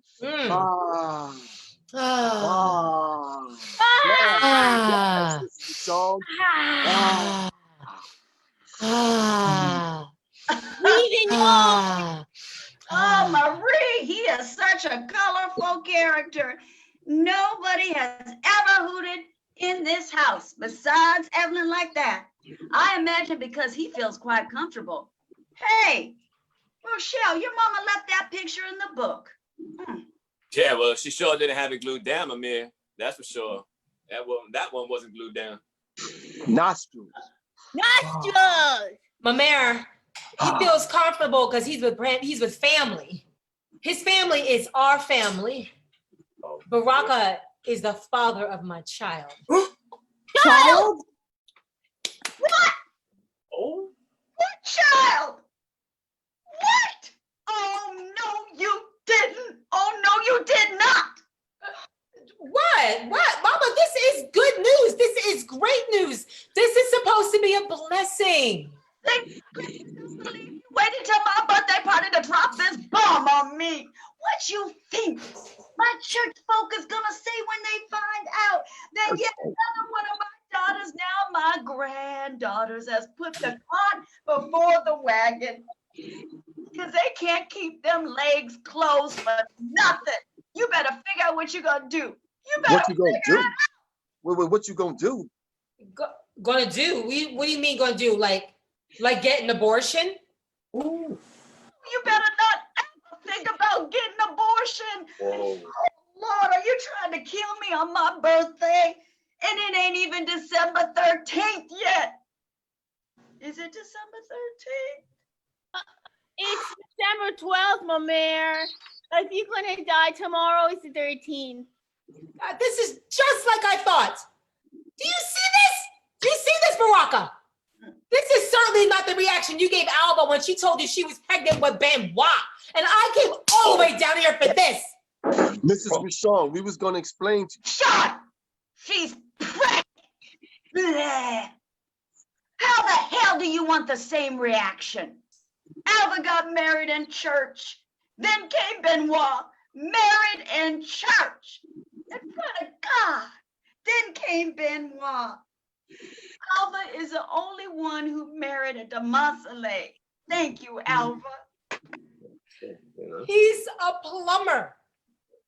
Jimmy Demaslier is a plumber, okay? He literally works beneath a sink. Baraka is going to become a doctor, But because Alva, marries a plumber who has the right hair and the right skin and the right disposition, he's the most appropriate man on earth. Wait, hold on, wait. Marie, what you mean my disposition? What do you mean? Like, Come on. No. What? Like my mood? Like how I'm laid back? What you talking about? How I drink a beer? How I bring beer here for everybody here? How I work hard every day? Is that what you're talking about? I work hard every day and I come home to my wife, Baraka, my wife.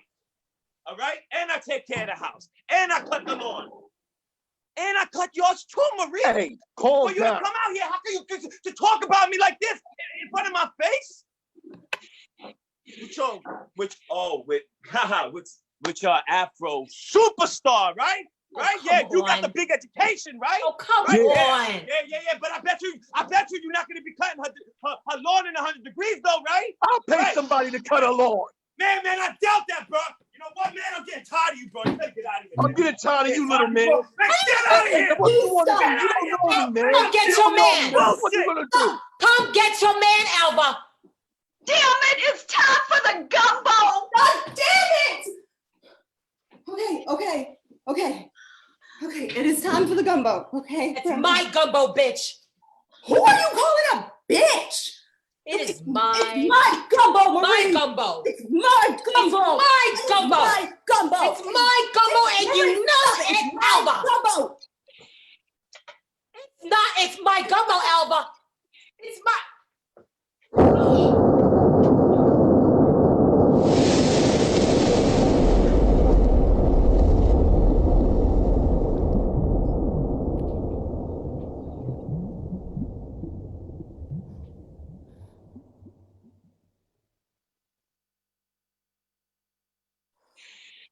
Look at what you did. Hold on. Wait. Hold on. Whose gumbo is that anyway? It's hers. I made a mistake. Oh! Sorry. I'm sorry. The one all y'all wanted. The one I spent half of Jimmy's paycheck on. God, I made the roof for that last month and I put it in the freezer. I put 5 bay leaves in it, one for each of us, just praying today was gonna be okay. And now it's on the floor. The floor, Velma! Alva, I'll pay you for the gumbo. Oh, God. Really? Pay me for this gumbo. This gumbo cannot be paid for. Is that what you think? That it's about the dollar? Just look at it. It's all over the floor. God, everything about you is money. I thought I was bad, but you are worse. You're coming in this house. You're sizing us up. You're sizing up our belongings. Your man must be quite a prize if you coming up in here and you are flirting with Red. Flirting with Red. Yeah, saw you. flirting with Red. I said it.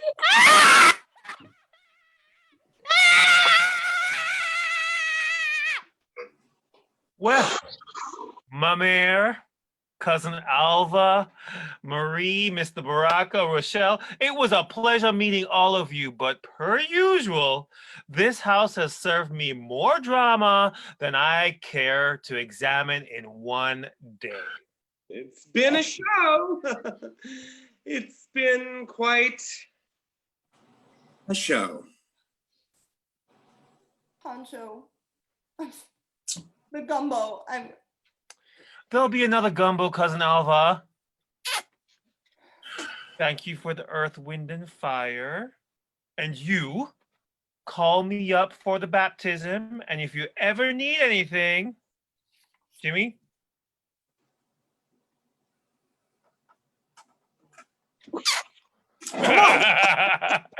The two of you are going to make one beautiful child. Thank you.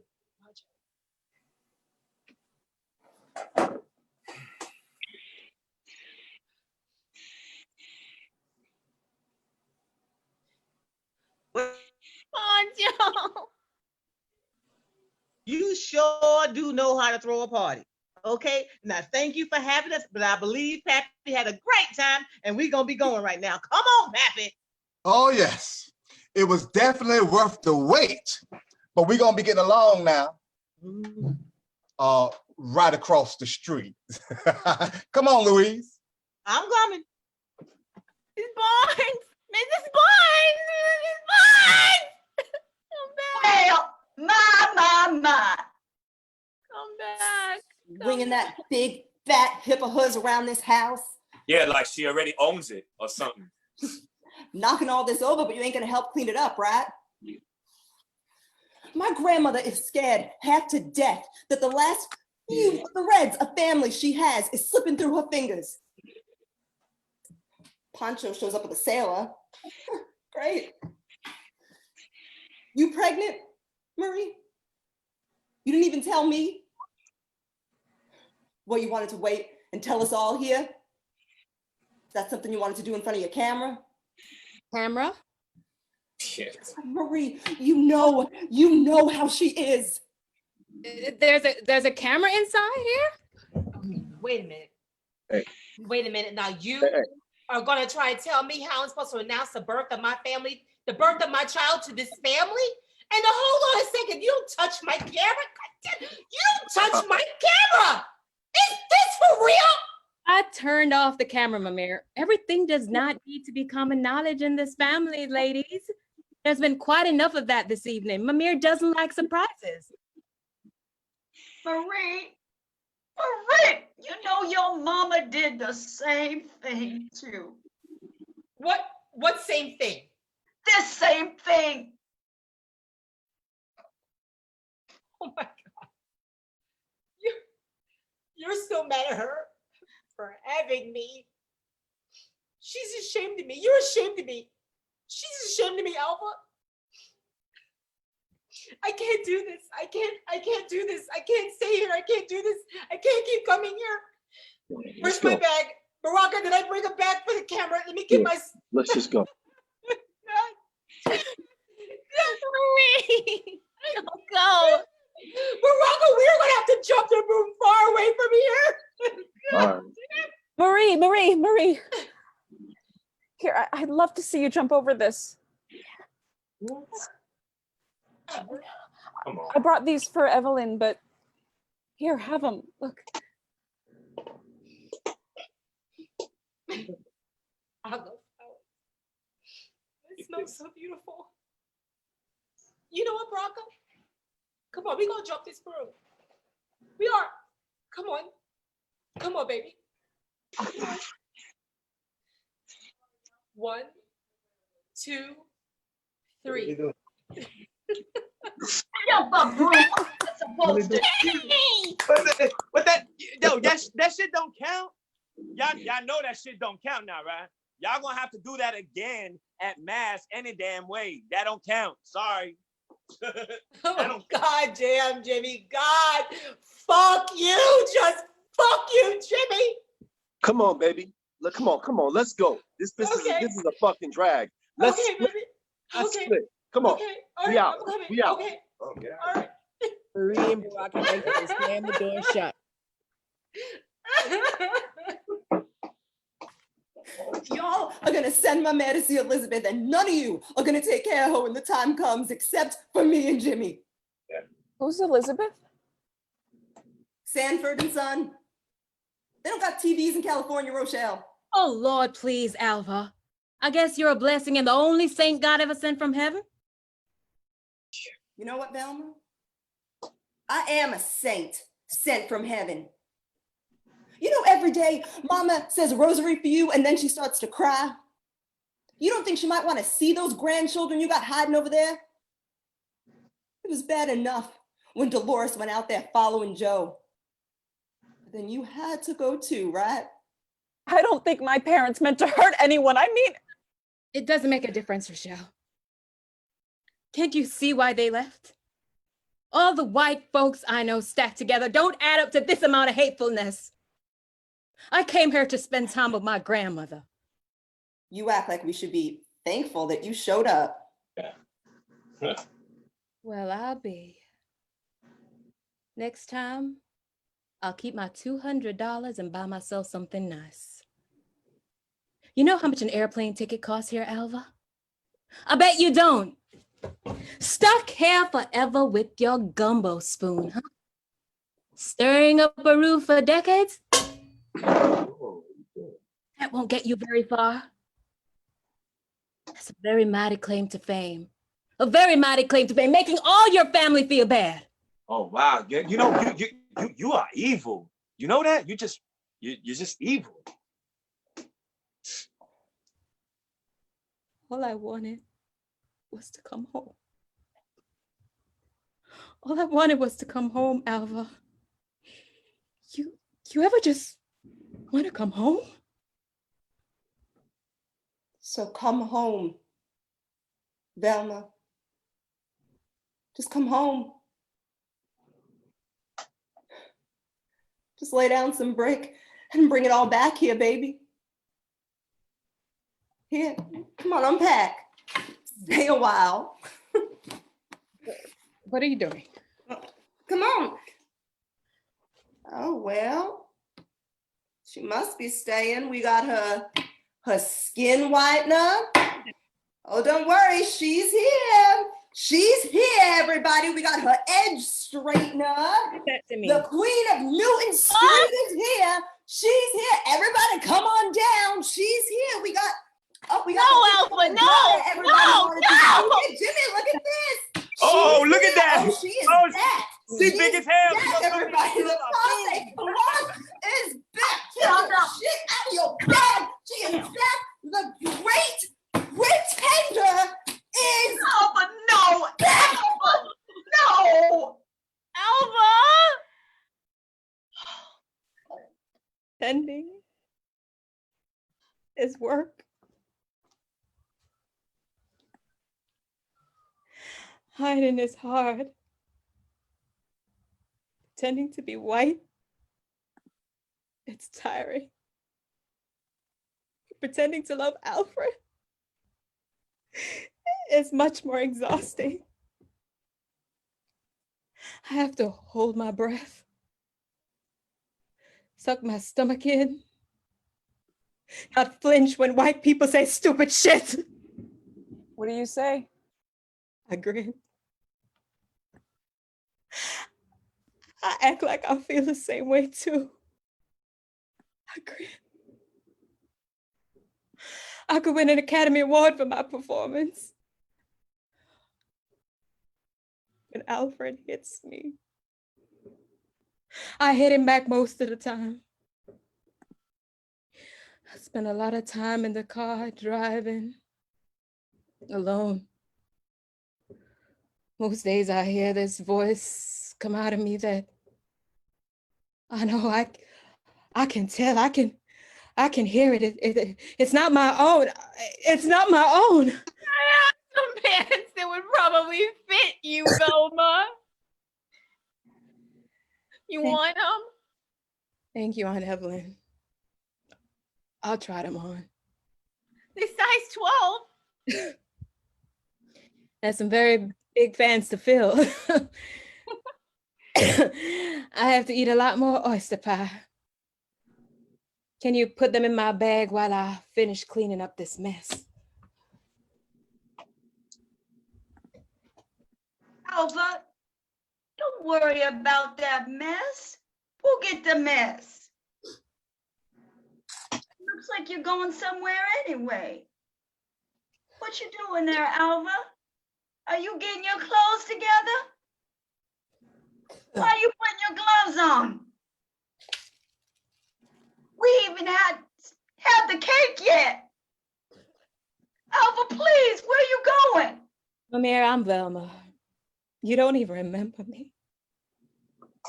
I'm so confused. I'm going back home. I'm sorry, Velma. Back home. Save me a slice in the freezer, grandmother. No, Velma, please come back here. Velma! Jesus Christ! Is that what you're good for, to make everybody leave? You are one to talk. Ugh. Who the hell is that? It should have been Father Factor. You should have been here. God bless this house. The food is all over the... Mother, it's Rochelle. Yeah. I'm here in New Orleans. I'm Black. The cake is ready, Mama. Oh, Lord. Set the table, then. Set the table.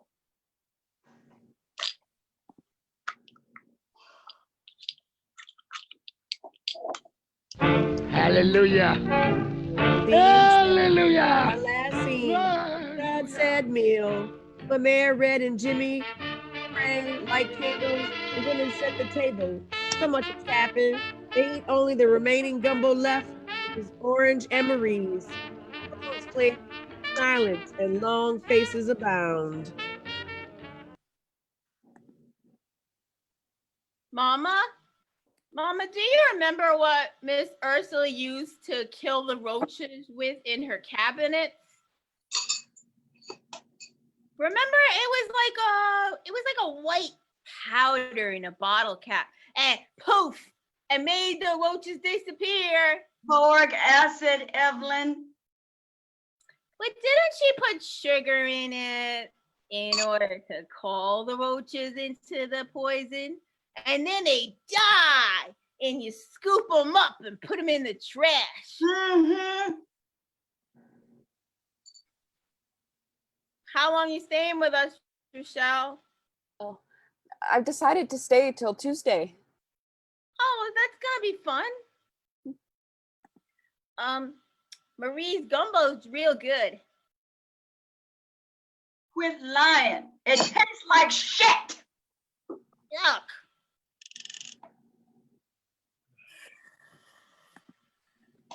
Mama, no, it don't. Shut up. I want you to concentrate really hard on keeping quiet. Who's this arriving here at CPT time? Oh, it's Mr. White and Mr. DuPont from the Bow Brothers Bon Blair. I wasn't expecting y'all tonight. Did we interrupt your dinner? We came here to talk to you about the cotillion. No, I don't want to go to that thing. I don't want to go to that thing. Evelyn, go look at the ice cream in the freezer and put on your confirmation dress. No! I see you are serving, Alva. Yes, Mr. DuPont. Is that an oyster or apple pie? Oh, oyster. Oyster pie? What's the occasion? Our grandmother is coming up on 75. You don't look a day older than 75, Mrs. Rochon. Is this a party? It looks more like an ice cream and cake. Not at all what I would expect for 75th. Where are the Romains, the Glepillons, the Chevaliers, the Lombards, the Demoliers? The Moniers, the Chartreux, the Goutreaux. She requested just a small gathering of family and friends. Well, you got that. And no bisque. Get to the point. We're eating. Mrs. Rochon, the members of the Beau Brothers Bonblair have met to discuss Evelyn's position on this year's coterie for our debutante ball. And, well... We believe Evelyn to be a little too old to make her cotillion with the Brothers Bonblair. It is making so many of our members so very uncomfortable. All the other debutantes are nearly half her age. And which one of y'all knows exactly how old Evelyn is? I was in the 2nd grade with Evelyn, Ms. Rochon. Shush your mouth. I don't really want to know how old you are. We came to you before. Eons ago, when the Brothers Bonblair were perhaps first founded. And Dolores didn't even want to make her debut then with little Ancelier. My cousin Winfrey was supposed to be accompanied by your son Anthony, who snubbed her invitation as well. Anthony is dead. And Sadie was to accompany me. I was king that year. It was December 19th. I remember the theme was polite pearls in pink and pretty. Little Ancelier bought a tuxedo, new leather shoes, and she decided... Yeah. ...not to go. Actually, Sadie was with child and unwed. What? We are proud Negroes, Mrs. Rochon. Our founders dedicating the Autocrat Club to the service of our people. Teaching them etiquette, manners, the way to stand tall and proud in our communities. Pillars of beauty and strength, void of any episodes of commonness. What do you... Well, may I offer you something to drink, Mr. White, Mr. DuPont? I thought you'd never ask. Quite frankly, in etiquette, one of our first lessons is to ask someone if they are thirsty when they first enter your home. You would have known that had you made your debut. And what do we ask our guests if we are ready for them to first exit our home? Yeah. Mr. DuPont, Mr. White. Evelyn is more than ready to make her debut. She can bow, she can curtsy, and she will have a fine young man in society. Oh, is it a bidon or a baudin? You managed to find someone to take Evelyn to our cotillion before we even officially announced the 1977 coterie. You may have been ill-informed of our practices and protocols, Mrs. Rochon, but no. It doesn't work like that. I regret to inform you. They're still here. They're still here. They're still here. Shh, calm down. Evelyn. Still here. They're still here. They're still here. Evelyn, fine. Evelyn, fine. You don't want to go to the cotillion. You don't have to go. Fine. You're satisfied? You're satisfied? Now get out of my house. And don't you dare cash my check with my last month's dues. And sing my soul, my Savior God, to thee. How great thou art. How great thou art. Come on.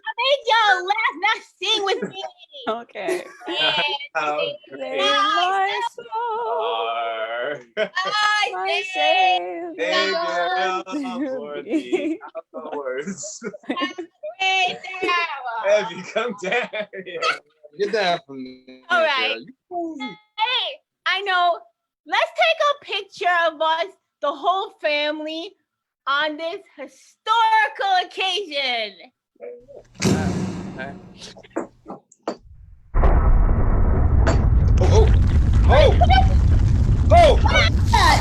What? It's a hurricane! Oh my God, rumbling tremors! No, this ain't no hurricane! California seismic waves! An earthquake in New Orleans? No, this must be an act of God!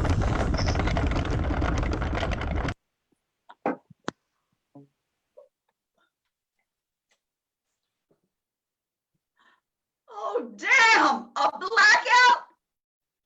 Is there a storm coming that I don't know about? Hold on, I got the light right here, Miss Rochon. Turn it on.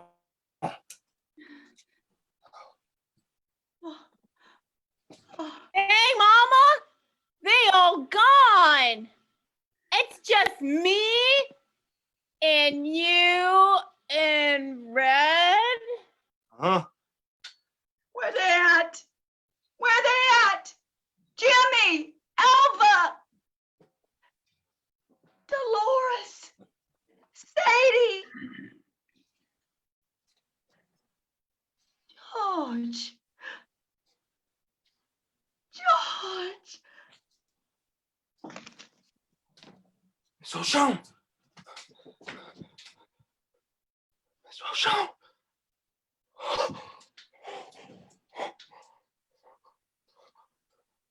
Miss Rochon.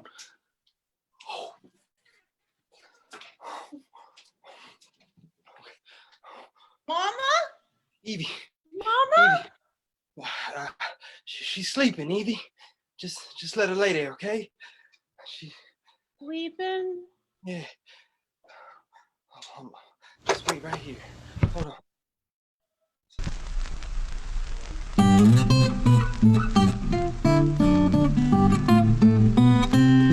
In a house, in a square, in a quadrant, in a street, in a lane, in a road. Turn to the left and on the right hand, you see my true love's abode. I go there a-courtin', cooing to my love like a dove, and swearing on my bended knee, if ever I cease to love, may sheep's heads grow on apple trees, if ever I cease to love.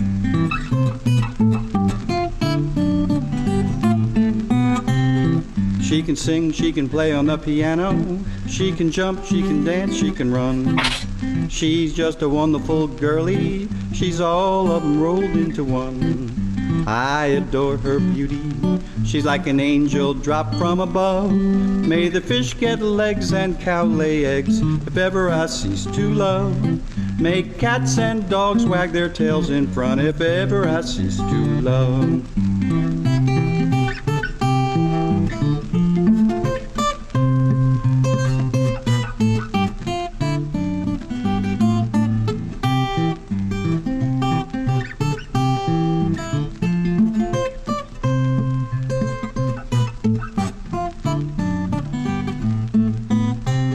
If ever I cease to love, if ever I cease to love, may the moon be turned to green cream cheese. If ever I cease to love, if ever I cease to love.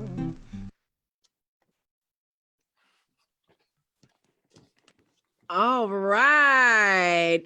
From your homes to our homes, let's give it up for Francis, for this wonderful cast. Come on back, my cast. All right, let's give it up for Francis Suro, Christine Sloan Stoddard, Albert Elias, and Dan Kelley. Yes. Let's give it up for Neena Phillips, Linda Greene, Anthony Harper, and India Stachyra.